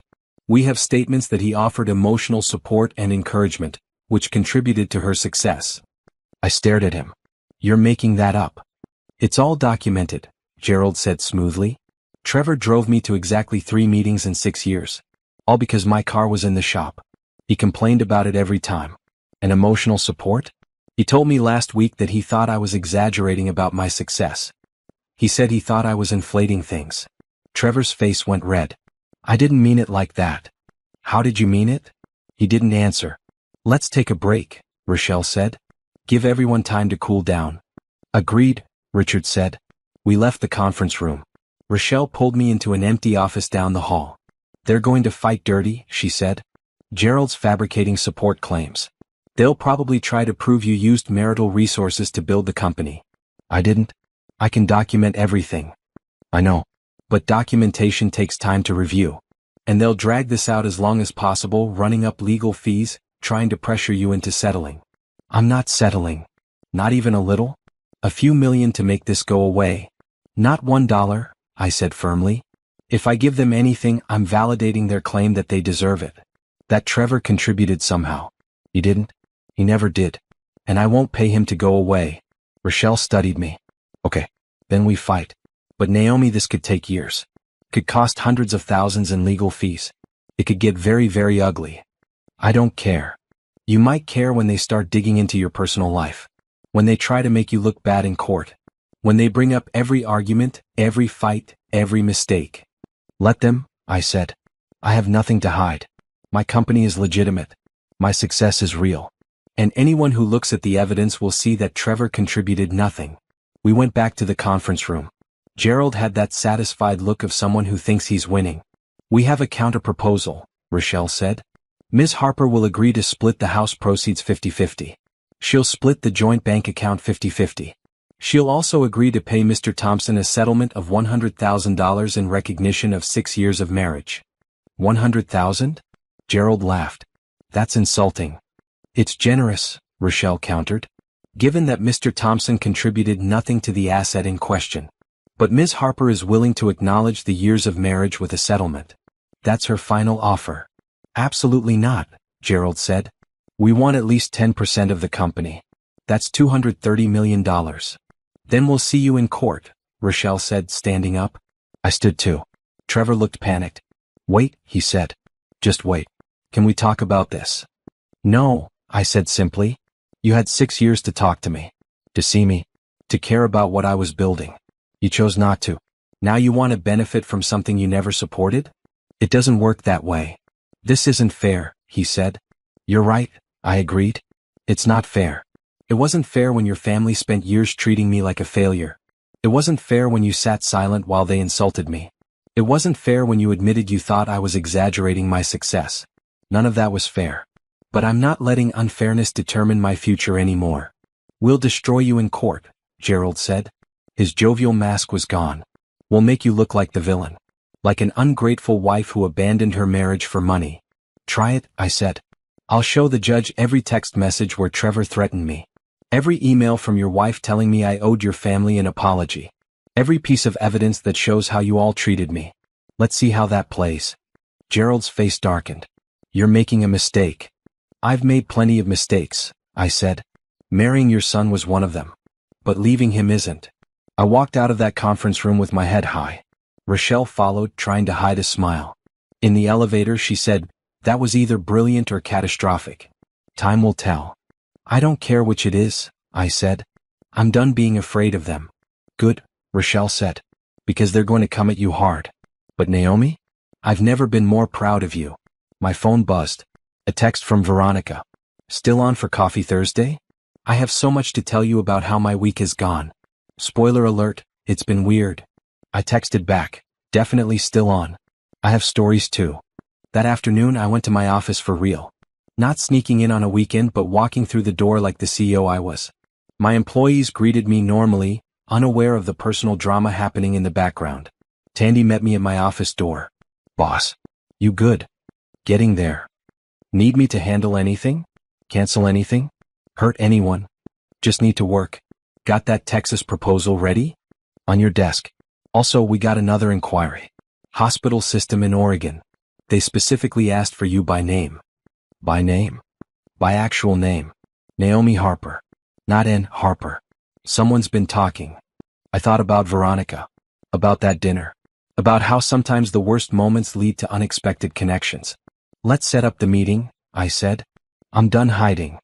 That night, I drove to the house I had shared with Trevor. Our house. Soon to be just his house, then no one's house. Just another piece of property to be divided and sold. I needed to get my things. I had been wearing the same few outfits for a week. Living out of a suitcase. That couldn't continue. Trevor's car wasn't there. Good. I didn't want another confrontation. I let myself in. The house was exactly as I had left it. Coffee cups still in the sink from the morning of that dinner. Mail piled on the counter. Everything frozen in time. I went upstairs and started packing. Clothes. Toiletries.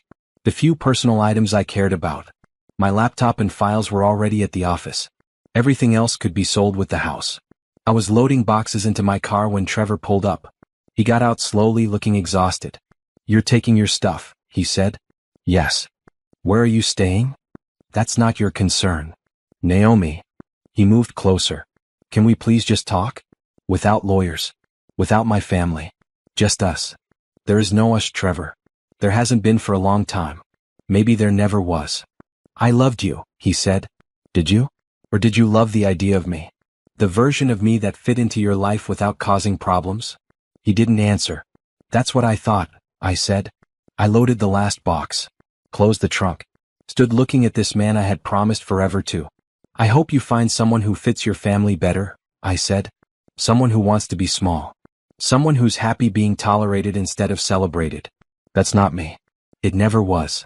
I'm sorry, he said, and for the first time he sounded like he meant it. I'm sorry too. Sorry it took me so long to see clearly. Sorry I wasted 6 years trying to earn respect from people who were never going to give it. Sorry I let myself believe I wasn't enough, when the truth is you were never enough for me. I got in my car, drove away, didn't look back, because looking back meant staying stuck. And I was done being stuck. Thursday morning arrived bright and cold. I met Veronica at a cafe 3 blocks from my office, a small place with good coffee and quiet corners where people could actually talk. She was already there when I arrived, sitting at a corner table with 2 cups of coffee in front of her. I didn't know what you'd want, she said as I sat down. So I got both black and with cream. You can choose. I took the black coffee. Thank you. You didn't have to do that. I wanted to. This whole week has been strange and I needed someone to talk to who might understand. Tell me, I said. She took a breath. I broke up with Damien. I told you that already. But what I didn't tell you was how his family reacted. Let me guess. They blamed you. Worse. They blamed you. Gerald called me personally to explain that you had poisoned me against their wonderful family. Patricia sent me flowers with a note saying she hoped I would reconsider once I got away from your negative influence. I almost laughed. My negative influence. Right? As if I don't have a mind of my own. As if watching them tear apart someone for hours didn't show me exactly who they are. I'm sorry you lost your relationship because of that dinner. Don't be. You didn't make me leave Damien. That dinner just showed me what I would have seen eventually. His family is cruel and he's complicit in that cruelty. By staying silent. I would have married into that. I would have spent holidays with people who think mocking others is entertainment. You saved me. That's generous. It's true. I've been thinking about it all week. About how easily they dismissed you. How comfortable they were being cruel. And the thing is, they didn't even think they were being cruel. They thought they were being helpful. Offering guidance. That's almost worse. It is worse, I agreed. Mean people who know they're mean can sometimes change. People who think their cruelty is kindness never do. We sat quietly for a moment, sipping coffee. Can I ask you something? Veronica said. Sure. Why did you keep your identity private for so long? Harper instead of Naomi Harper. No photos. No interviews. I've been in venture capital for 8 years and I've never seen a founder guard their privacy so carefully. I thought about how to answer. Multiple reasons. Partly it's practical. When people see a young black woman, they make assumptions. They doubt. They question whether I really know what I'm talking about. When they just see results, see the company's success, they have to take it seriously first. That's depressing. That's reality. But there's another reason too. I didn't want my personal life connected to my company. I didn't want clients reading articles about my marriage or my family. I wanted Beacon Tech to stand on its own merit. Smart, Veronica said. But also lonely. Yes, I admitted. Also lonely. Is that why you stayed with Trevor so long? Because keeping your identity separate meant you couldn't talk to anyone about what you were actually dealing with? I hadn't thought about it that way. But she was right. I had been so careful to keep my professional and personal lives separate that I had ended up isolated in both. Maybe, I said. I didn't realize I was doing it. But yeah, maybe that was part of it. For what it's worth, Veronica said, I think what you've built is incredible. Not just the company, though that's impressive. But the way you handled that dinner. The way you stood up for yourself. I've been in 100 business meetings and I've never seen anyone handle confrontation with that much grace. It didn't feel graceful. It was. You were calm and clear. You didn't yell or cry or make a scene. You just stated facts and walked away. That's power. My phone buzzed. A text from Tandy. Boss, do you know why a reporter from Forbes just called asking for a comment about your divorce? How do they even know about it? It's been less than 2 weeks. I showed Veronica the text. She winced. Gerald probably leaked it. He'll want to control the narrative. Make you look bad before you can make him look bad. Can he do that? He's a lawyer. He knows how to work the press. I texted Tandy back. No comment to any reporters. If they call again, refer them to our PR firm. Veronica was watching me. You okay? I'm fine. I expected this. Rochelle warned me it would get ugly. How ugly are we talking? Full court battle. Gerald's claiming Trevor contributed to my company's success. They want 40% of the current value. Veronica's eyes went wide. That's almost $1 billion. Yeah. They're delusional. They're desperate. And angry. And Gerald's used to winning. Are you scared? I thought about it. Was I scared? Part of me was. The part that worried about public perception, about negative press, about months or years of legal battles. But another part of me, the part that had built a multi-billion-dollar company from nothing, the part that had survived 6 years of being diminished, that part wasn't scared at all. Not scared, I said. Just tired. Tired of fighting people who should have been on my side. Tired of defending my right to exist and succeed. You shouldn't have to defend that. I know. But here we are. We talked for another hour. About business. About life. About what it meant to be women in tech, women of color in spaces that weren't built for us, women who succeeded anyway. When we finally got up to leave, Veronica hesitated. Can I ask you something else? Of course.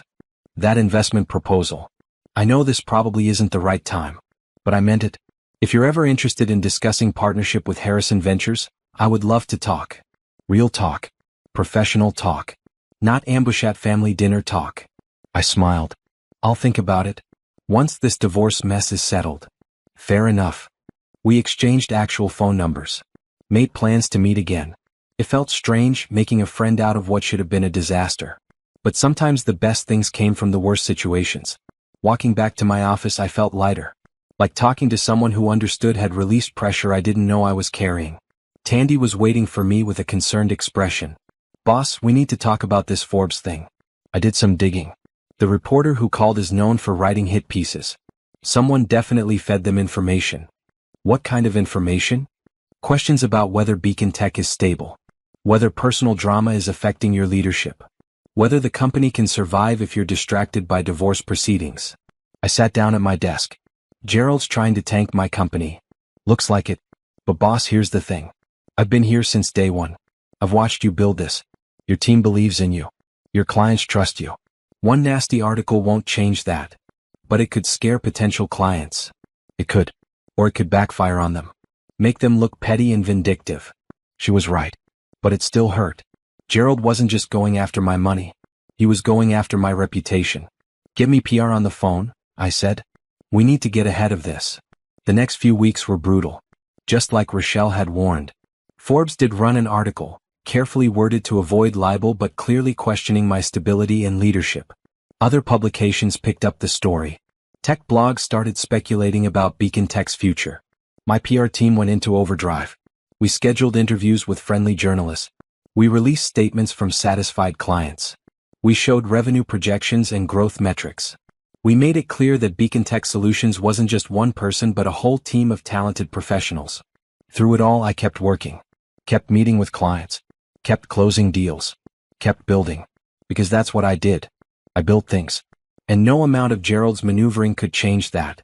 3 weeks after the coffee with Veronica, Rochelle called me into her office. We got the discovery documents from Gerald's team, she said. It's bad. How bad? They're claiming you had an affair. That your work obsession was actually you spending time with another man. They're saying Trevor was the devoted husband who supported you while you cheated. I felt like I'd been punched. That's completely false. I know. But they have text messages. What text messages? Rochelle pulled them up on her computer. Messages between me and Kwame, my head of development. Late-night conversations about code issues. Inside jokes about debugging problems. Professional messages taken out of context to look personal. This is work communication, I said. Kwame and I have never had anything romantic. He's married. He has 2 kids. I believe you. But out of context, these messages could look suspicious to a judge who doesn't understand tech culture. I scrolled through the messages. They were cherry-picked. Every friendly good night, or thanks for staying late highlighted. Every technical conversation removed. They're twisting everything, I said. That's what they do. We'll depose Kwame. Get his testimony. Prove these were work communications. But Naomi, you need to prepare yourself. This is going to be their strategy.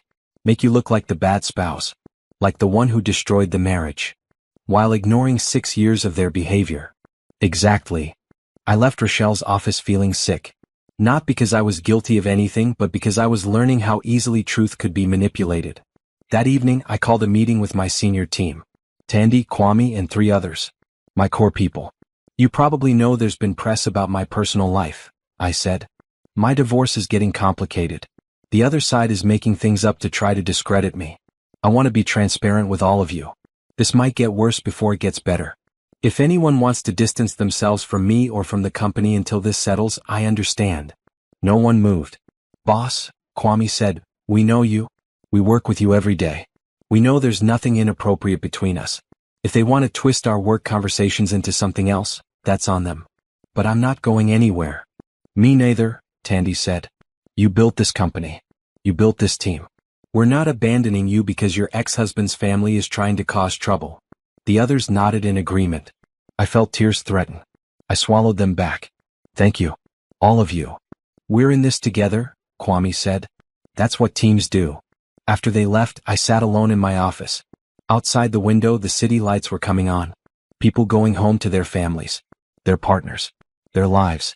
I went home to an apartment I'd rented temporarily. Empty. Quiet. Mine. And for the first time in weeks, I felt grateful. Grateful for the team that believed in me. Grateful for the company that gave me purpose. Grateful for the clarity that had come from that terrible dinner. Gerald could try to destroy my reputation. Trevor could claim he deserved my money. Patricia could send passive-aggressive emails about family values. None of it could touch what I had actually built. None of it could diminish what I had achieved. They could fight all they wanted. I would keep building. Because that's who I was. That's who I had always been. And no one could take that away from me. 2 months after I left that dinner, Trevor showed up at my office. Tandy tried to stop him, but he pushed past her into my private office, closing the door behind him. We need to talk, he said. I looked up from my computer. He looked terrible. His hair was messy, his suit wrinkled. He had dark circles under his eyes like he hadn't been sleeping. You can't just show up here, I said calmly. If you want to communicate, do it through our lawyers. I can't afford my lawyers anymore, he said. Do you know how expensive this is? The fees are eating me alive. Then settle. Accept my offer. $100,000? That's nothing. That's insulting. It's generous considering you contributed nothing. He paced across my office, agitated. I'm losing everything. The house is going on the market. My family won't speak to me because they say I should have controlled you better. My career is stalling because all anyone wants to talk about is my divorce. You've ruined my life. I ruined your life? I stood up. Trevor, I spent 6 years trying to build a life with you. You ignored me. Your family insulted me. And now that I'm leaving, you want to play victim? You didn't have to make it so public. You didn't have to embarrass my family. Your family embarrassed themselves. I just stopped pretending it was okay. He slammed his hand on my desk. I didn't flinch. Tandy immediately opened the door, phone in hand, security number pulled up. Is everything okay, boss? She asked. It's fine, I said, keeping my eyes on Trevor. Trevor was just leaving. I'm not leaving until you hear me out, he said.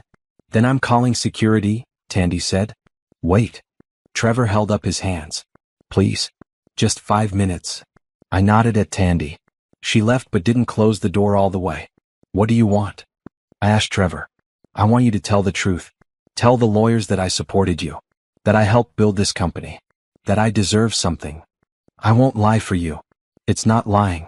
I was there. I was your husband. That counts for something. Being present isn't the same as being supportive. You know that. He ran his hands through his hair. You're being vindictive. You're punishing me because my family hurt your feelings. Your family didn't hurt my feelings, Trevor. They showed me who they were. And more importantly, you showed me who you were by staying silent. I should have defended you more, he admitted. I know that now. But you never told me how much it bothered you. I shouldn't have had to tell you. Basic respect shouldn't require instructions. What if I testify that I did support you? What if I tell the court about all the times I helped? You'd be committing perjury. And I'd have documentation to prove you're lying.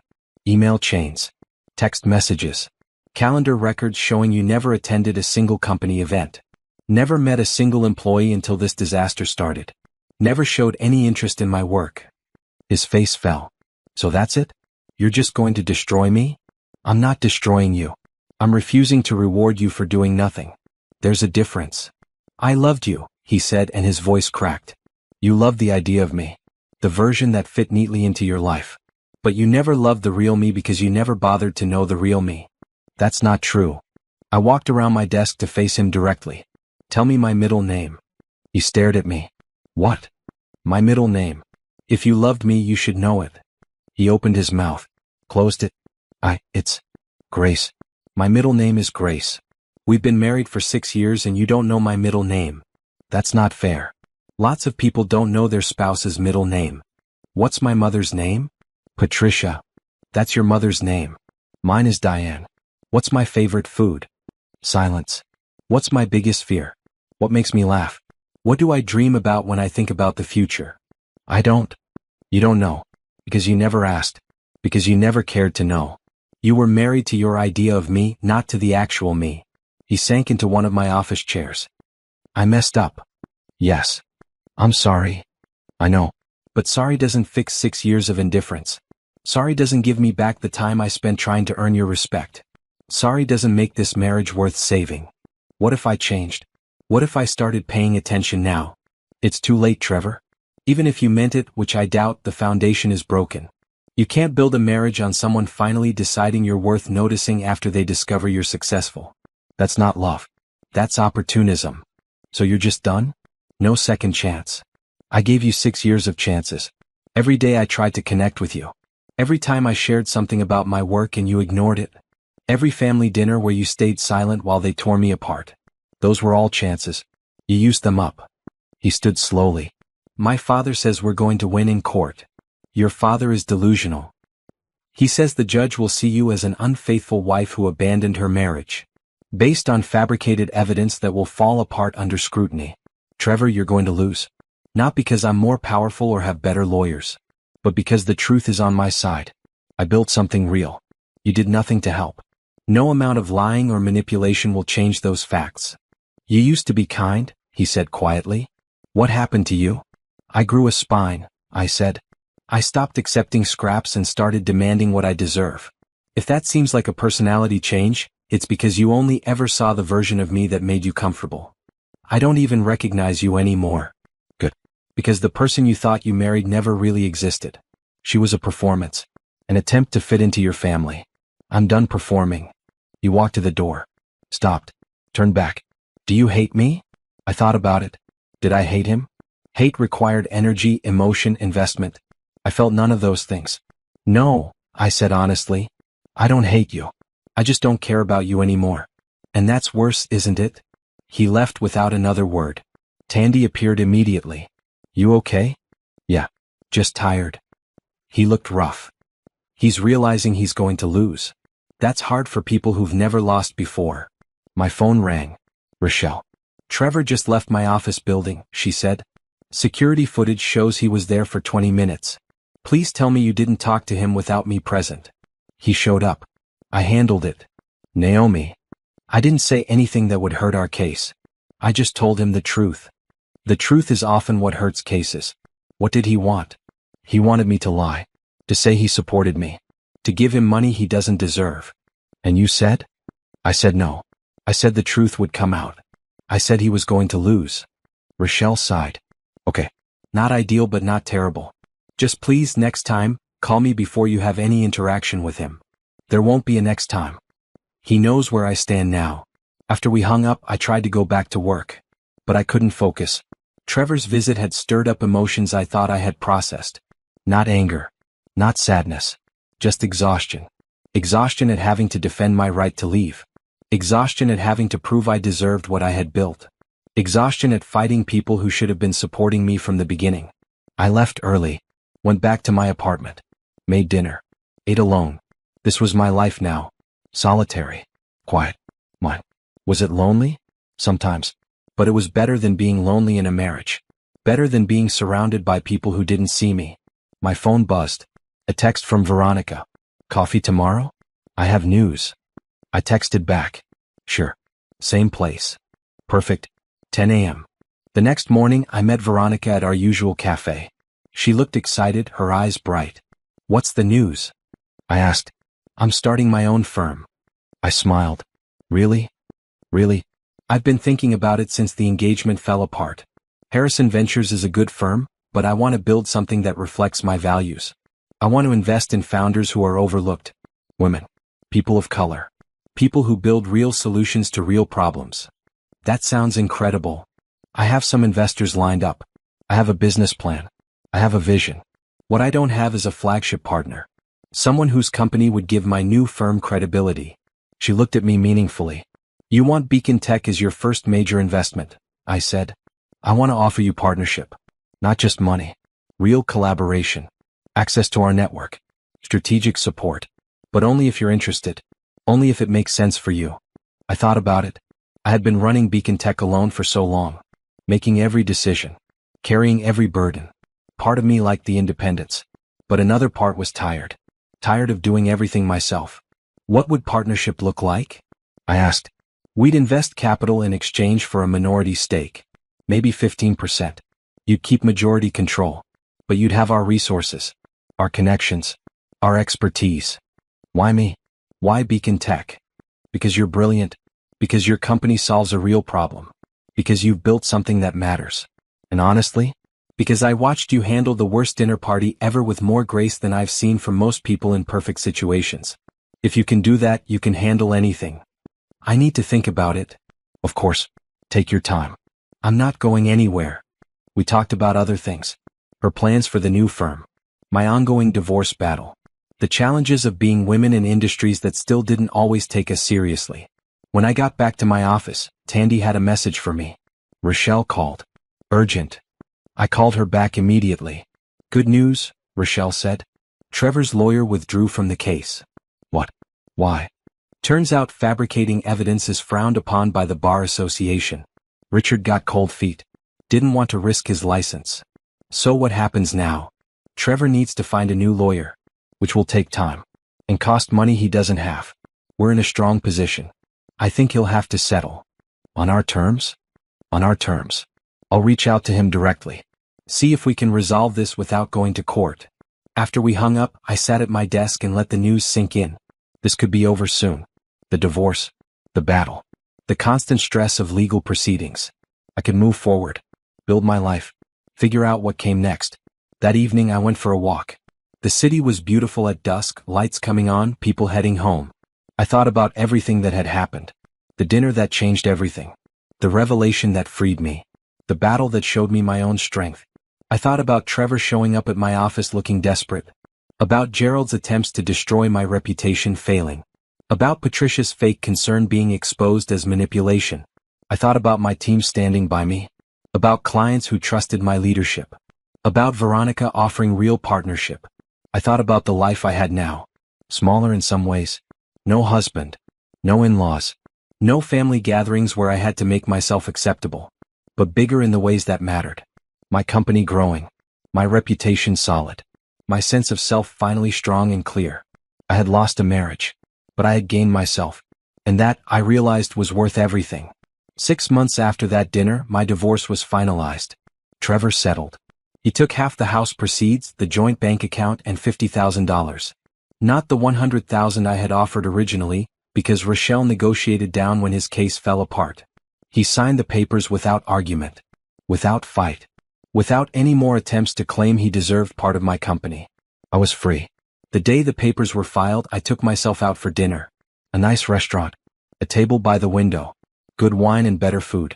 I ate slowly, savoring everything, celebrating alone. My phone buzzed halfway through dessert. My mother. Your father and I are so proud of you. Thanks, Mom. Dinner this Sunday? We want to celebrate properly. I'll be there. When I got home that night, I stood in my apartment looking around. I had been here for 6 months and it still felt temporary. Boxes I hadn't unpacked. Walls I hadn't decorated. A life in transition. Tomorrow I would start making it permanent. Making it mine. Building a home that reflected who I actually was instead of who I thought I needed to be. But tonight, I just sat on my couch with a glass of wine and let myself feel everything. Relief. Sadness. Hope. Fear. Joy. All of it mixed together in a complicated mess of emotion. I had survived. I had stood up for myself. I had refused to settle for less than I deserved. And now I got to figure out what came next. The following week, I met with Veronica to discuss partnership. We sat in her new office, still mostly empty, boxes of books waiting to be unpacked. I've thought about your offer, I said. I'm interested. but I want to make sure we're aligned on vision. Tell me your vision, Veronica said. I want Beacon Tech to stay independent, to maintain our culture, to keep making decisions based on what's right for our clients and our employees, not just what's profitable. I wouldn't want to change any of that. That's what makes your company valuable. I also want to expand. Open offices in 3 more cities. Double our team size in the next 2 years. Take on bigger contracts with larger hospital systems. That's ambitious. I'm ambitious. I spent 6 years being told to think smaller. I'm done with that. Veronica smiled. So am I. Let's do this. We spent the next month negotiating terms. My lawyers and her lawyers and endless meetings about equity percentages and board seats and strategic direction. But underneath all the legal language it was simple. We were 2 women building something. Creating partnership based on mutual respect and shared vision. The announcement went out in September. Veronica's new firm, Catalyst Ventures, had made its first major investment. Beacon Tech Solutions. Strategic partnership. Plans for significant expansion. The tech press loved it. 2 women of color. 1 building revolutionary healthcare security technology. 1 creating a new model for venture capital investment. The articles wrote themselves. Forbes, the same publication that had questioned my leadership during the divorce drama, now ran a cover story. The billionaire who built her company in secret. I gave an interview. Talked about the challenges of being underestimated. Talked about building in stealth to avoid bias. Talked about the importance of believing in your own vision when no one else does. I didn't mention Trevor or his family directly. But I talked about what it's like to have people close to you not believe in your capabilities. About the loneliness of success that no one acknowledges. About choosing yourself when everyone else wants you to be smaller. The article went viral. I got messages from thousands of women, sharing their own stories of being dismissed, of building things while being told they couldn't, of choosing to leave relationships and situations where they weren't valued. I couldn't respond to all of them, but I read every single one, and I felt less alone than I had in years. In October, we opened our first new office, Denver. A smaller team to start, but with plans to grow. I flew out for the opening, met the new employees, gave a speech about company values and vision. We protect what matters, I told them. Patient data. Medical privacy. The trust between doctors and patients. That's not just business. That's mission. And everyone in this company, from the newest intern to me, is here because we believe in that mission. They applauded. Young faces full of enthusiasm and hope. I remembered being that young, that optimistic, before life taught me how hard it would be. But I also remembered pushing through, building anyway, succeeding anyway. And I wanted these new employees to know they could do the same. After the opening, I had dinner with the Denver team. They asked questions about company history, about growth plans, about my vision for the future.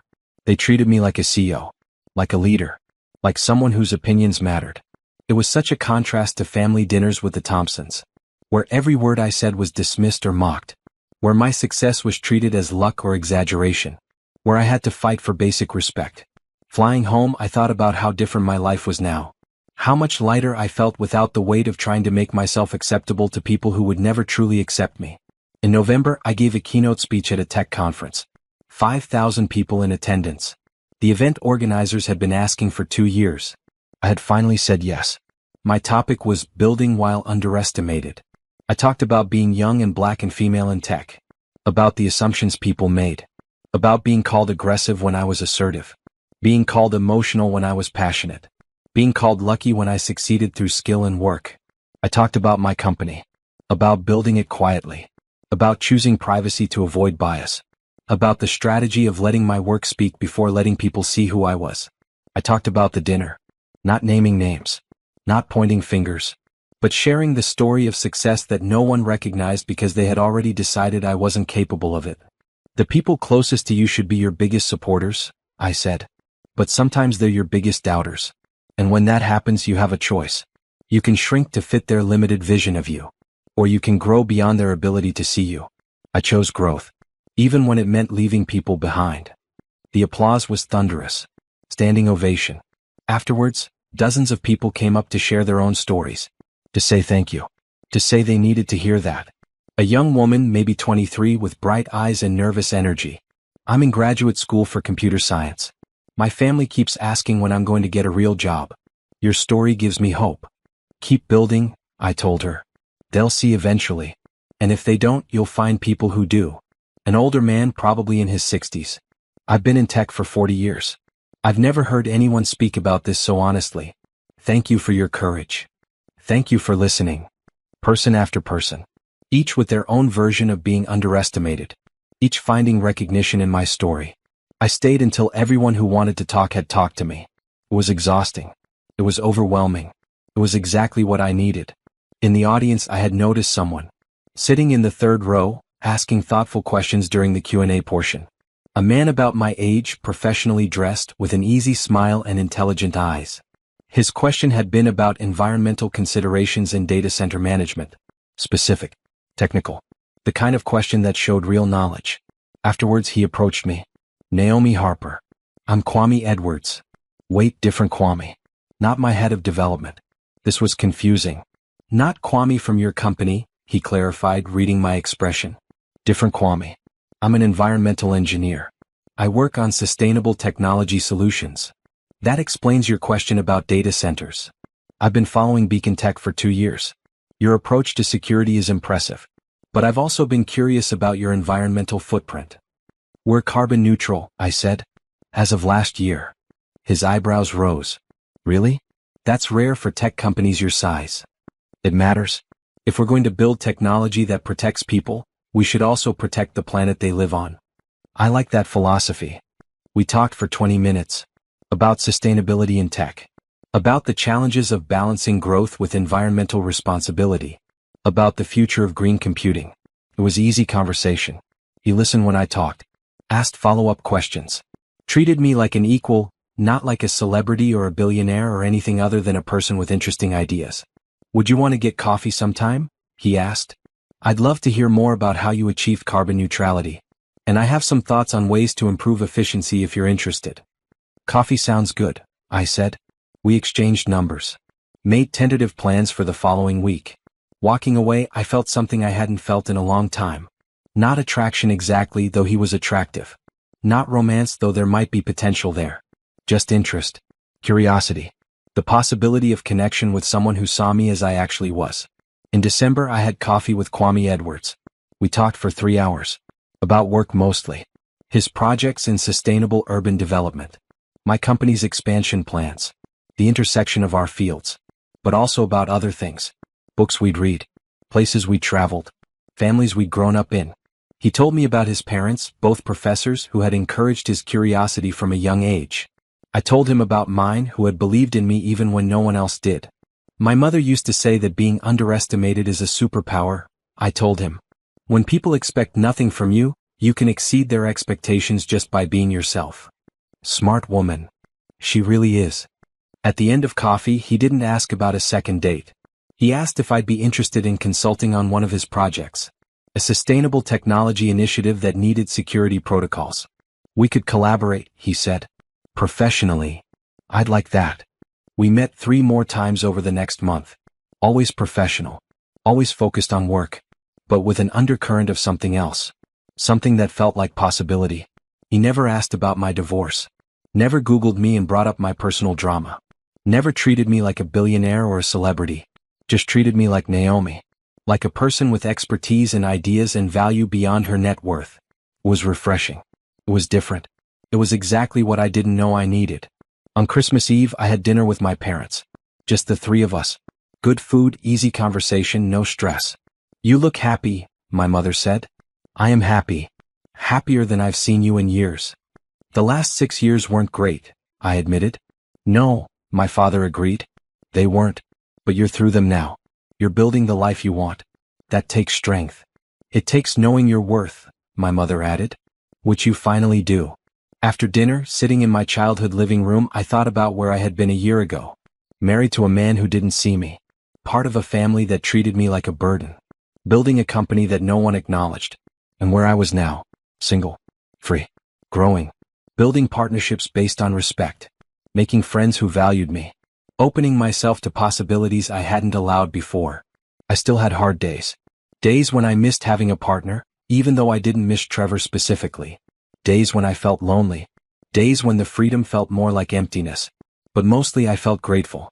Grateful for the dinner that broke everything open. Grateful for the revelation that freed me. Grateful for the strength I found to choose myself. The year was ending. A new one was beginning. Full of uncertainty.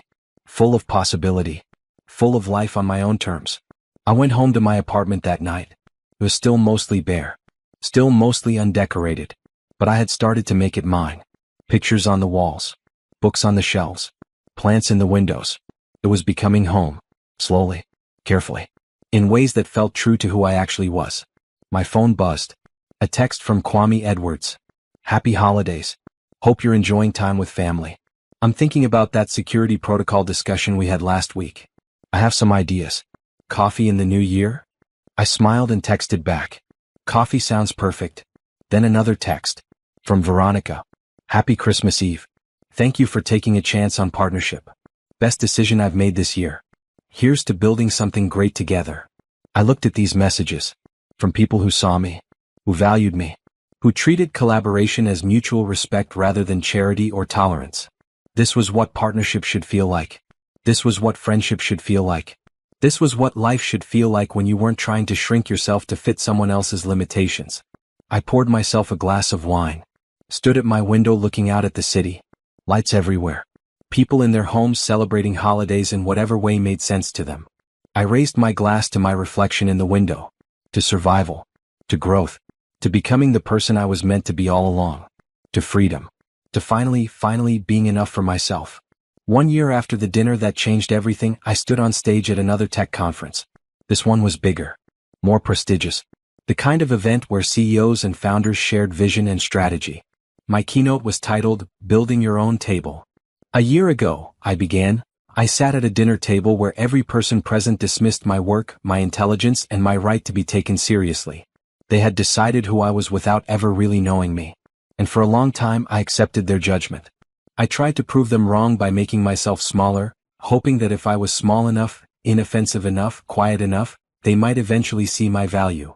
The audience was silent. Hundreds of faces watching me. Listening. But here's what I learned. You can't make people see you if they've decided not to. You can't earn respect from people who've already concluded you're not worthy of it. And you can't build a life trying to fit into someone else's narrow vision of who you should be. I talked about Beacon Tech Solutions. About the decision to build in privacy. About the strategy of letting work speak louder than identity. About the moment of revelation at that dinner when everything shifted. When that woman recognized my company, when she dropped her fork and called me by name, something changed. Not just in the room but in me. Because I realized I had been hiding. Not from the world but from people who should have been celebrating me. I had been making myself invisible to make them comfortable. And that stops now. I shared the numbers. Beacon Tech Solutions was now valued at $3.2 billion. We had expanded to 6 cities. We employed 83 people. We protected the medical data of 42 million patients. We had partnerships with 94 hospital systems. None of that happened because someone believed in me first. It happened because I believed in myself. Because I built anyway. Because I refused to let other people's limitations become my ceiling. The applause was strong. But I wasn't finished. I want to talk about what happened after I left that dinner. Because leaving is only the first step. Building a new life is harder. It means sitting with loneliness. It means questioning every choice. It means learning who you are when you're not performing for people who don't really see you. I talked about the divorce. About the attempts to claim my success as community property. About standing firm even when legal fees mounted and the press turned negative. I want to be clear about something. Walking away from people who diminish you is not easy. It's not clean. It's not simple. There will be people who call you difficult, ungrateful, too sensitive. They will say you're overreacting. They will minimize your experience. They will try to make you doubt your own reality. You have to stand firm anyway. A young woman in the front row was wiping her eyes. Several others were nodding. The question I get asked most often is this: how did you know it was time to leave? And my answer is always the same. I knew it was time to leave when I realized I was fighting harder to be seen than they were fighting to see me. When the energy required to maintain the relationship was greater than the value I was receiving from it. When I understood that I was not the problem, their inability to recognize my worth was the problem. I paused. Let that sink in. Building your own table means recognizing when you're not welcome at someone else's. It means having the courage to walk away from spaces that diminish you. It means creating new spaces where your full self is celebrated, not tolerated. It means surrounding yourself with people who don't need you to shrink to feel comfortable. I looked out at the audience. Some of you are sitting at tables right now where you're not valued. Maybe it's a relationship. Maybe it's a job. Maybe it's a family dynamic. And you're wondering if leaving is the right choice. You're scared of being alone. You're scared of losing what you have, even if what you have is making you miserable. I can't tell you what to do, but I can tell you this. The loneliest I ever felt was sitting at a table full of people who couldn't see me. And the most free I ever felt was standing up and walking away. The room was absolutely silent now. You could hear people breathing. Here's my challenge to you. Stop trying to earn a seat at tables that were never built for you. Build your own table. Set your own standards. Invite people who celebrate your success instead of minimizing it. And when someone shows you that they're not capable of seeing your worth, believe them. Save your energy for people who deserve it. I closed with the numbers again. Growth statistics. Expansion plans. Partnership announcements. Concrete proof that success doesn't require the approval of people who don't value you. The standing ovation lasted 3 minutes. People weren't just clapping. They were crying. They were nodding. They were taking pictures of my slides to remember the message. Afterwards, the line of people waiting to talk to me stretched across the conference hall. Each person had a story. Each person needed to share their own version of being underestimated. Halfway through the line I saw him. Kwame Edwards. Standing patiently, not trying to cut ahead, just waiting his turn like everyone else. When he finally reached me, he smiled. That was powerful. Thank you. I especially like the part about building your own table. Though I have a question. What's that? Once you've built your own table, are you open to inviting people to sit at it? Or is it strictly a solo endeavor? I laughed. I think there's room for the right people. Good to know. He paused. I was wondering if you'd like to have dinner. Not coffee. Not a professional meeting. Actual dinner. As two people who might enjoy each other's company beyond work discussions. I had been waiting for this. For him to ask. For 6 months we'd been circling around something neither of us had named yet. I'd like that, I said. Saturday? Saturday works. He smiled again and moved on to let the next person talk to me. But I felt lighter. Hopeful. Like maybe I was ready to try again. To open myself to possibility. To build something new with someone who saw me clearly from the start. The rest of the day was a blur of conversations, interviews, photo opportunities. By the time I got back to my hotel room, I was exhausted. But it was good exhaustion. The kind that comes from doing work that matters. My phone had dozens of messages. Tandy checking in. My mother proud. Veronica saying the speech was perfect. Rochelle saying I should run for office someday with rhetoric like that. And one from an unknown number. I almost deleted it. But something made me open it. Hi Naomi. This is Patricia Thompson. I watched your keynote online. I wanted to say I'm sorry. For everything. For how we treated you. For not seeing what you were building. For making you feel small. You were right to leave. I hope you're happy. You deserve to be happy. I stared at the message for a long time. Part of me wanted to respond. To say thank you for the apology. To offer forgiveness. But another part knew that some apologies come too late. Some damage can't be undone. And some relationships aren't worth resurrecting, even when the other person finally sees clearly. I deleted the message without responding. Not out of cruelty, but out of self-preservation. I didn't owe Patricia closure. I didn't owe her forgiveness. I didn't owe her anything. I owed myself peace. And peace meant not reopening doors I had closed for good reason. Saturday came. I met Kwame at a restaurant I had chosen. Something casual but nice. The kind of place where you could have real conversation without pretense. He was already there when I arrived. He stood when he saw me. Pulled out my chair. Small gestures of respect that felt natural, not performative. You look great, he said. Thanks. You clean up well too. We ordered wine. Appetizers. Settled into easy conversation about anything except work. Music we loved. Movies we'd seen. Places we wanted to travel. I've always wanted to go to Ghana, I told him. My grandmother was from there. I want to see where she grew up. We should go, he said, then caught himself.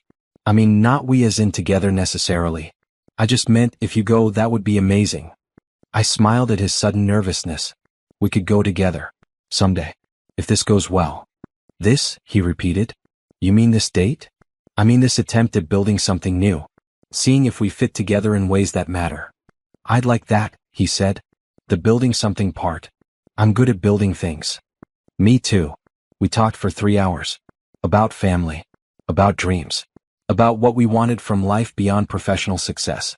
I want partnership, I told him honestly. Real partnership. Where both people show up fully. Where communication is clear. Where respect is automatic, not something you have to earn every day. That sounds reasonable. You'd be surprised how rare it is. I wouldn't, he said. I was engaged once. It fell apart because she wanted me to be someone I wasn't. Wanted me to fit into her family's expectations. Wanted me to shrink my ambitions to make her more comfortable. What did you do? I left. It hurt. But I knew I couldn't build a life trying to be someone else's version of me. I looked at him across the table. This man who understood. Who had walked a similar path. Who knew what it cost to choose yourself. I think we're going to get along just fine, I said. He smiled. I think you're right. We walked after dinner. Through the city. Past lit windows and busy streets. Just walking and talking and enjoying the ease of it. At my car he hesitated. Can I see you again? Definitely. Good. Because I really like you. Not billionaire you or CEO you or keynote speaker you. Just you. The person who gets excited talking about data security and laughs at terrible puns and admitted you stress eat pretzels when you're coding. You remember that? I remember everything you tell me. That might have been the moment. The moment I realized this could be different. This could be real. We dated through spring. Slowly. Carefully. Taking time to actually know each other. He met my parents. I met his. No pressure. No performance. Just introduction to people we cared about. He came to my office. Met my team. Understood what I had built. Was genuinely impressed without being intimidated. Asked smart questions. Offered thoughtful observations. I went to his project sites. Saw the sustainable infrastructure he was developing. Learned about green technology and urban planning. Was genuinely interested in his work the way he was interested in mine. Was easy. That was the remarkable part. Was just easy. No drama. No games. No constant negotiation of respect. Just two people who liked each other building something together. In June, Beacon Tech Solutions announced major expansion. 10 new cities. Partnership with federal healthcare systems. A contract that would protect medical data for 200 million people. The press conference was huge. Cameras everywhere. Questions shouted from reporters. Tandy standing next to me looking proud. Veronica in the audience smiling. And Kwame, sitting in the back. Not trying to be part of it. Just supporting quietly. The way good partners do. After the press conference my phone buzzed. A text from Trevor. The first contact in 6 months. Congratulations. You were right. About everything. I stared at the message. Thought about responding. Decided not to. Some chapters close. You don't need to reopen them just to verify they're finished. I deleted the message and turned back to the people who mattered. My team. My partner Veronica.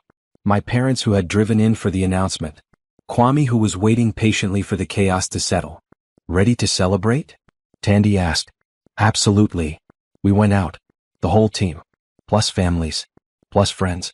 A restaurant with private rooms and good food and lots of laughter. People who had built this with me. People who had believed in the vision. People who had shown up every day and done the work. I looked around the table. At all these faces. All these people who knew me. Really knew me. Who valued me. Who celebrated success without diminishing it. This was what family should feel like. This was what community should feel like. This was what support actually looked like. Kwame caught my eye from across the table. Raised his glass slightly. A private toast. Just for us. I raised mine back. To building. To believing. To choosing yourself even when it's hard. To finding people who see you clearly and celebrate what they see. To freedom. To growth. To beginning again and again and again until you get it right. To life on your own terms. Which is the only life worth living. Later that night, after everyone had gone home after the celebrations ended, I stood at my apartment window looking out at the city. 1 year ago, I had stood at a similar window feeling lost. Feeling uncertain. Feeling like I was starting from nothing. But I hadn't been starting from nothing. I had been starting from myself. From my intelligence. From my strength. From my refusal to accept less than I deserved. And I had built something beautiful. Not just a company. Not just a career. But a life that felt true. Relationships based on respect. Partnerships built on equality.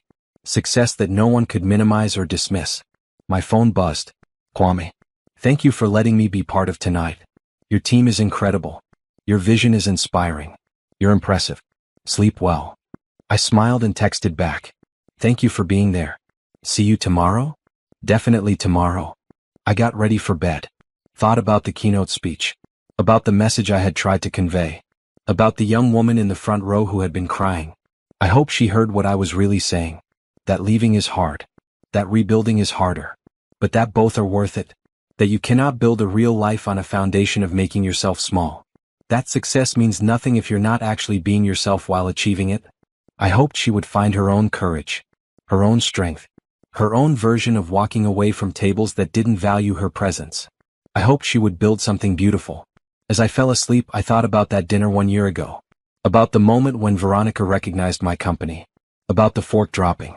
About everything changing in an instant. That moment had broken my old life. But it had also built my new one. Sometimes things have to shatter completely before you can put them back together in better shapes. Sometimes the worst dinner of your life leads to the best year of your life. Sometimes being underestimated is the beginning of the story, not the end. Sometimes walking away is the bravest thing you can do. And sometimes, just sometimes, choosing yourself is choosing everything.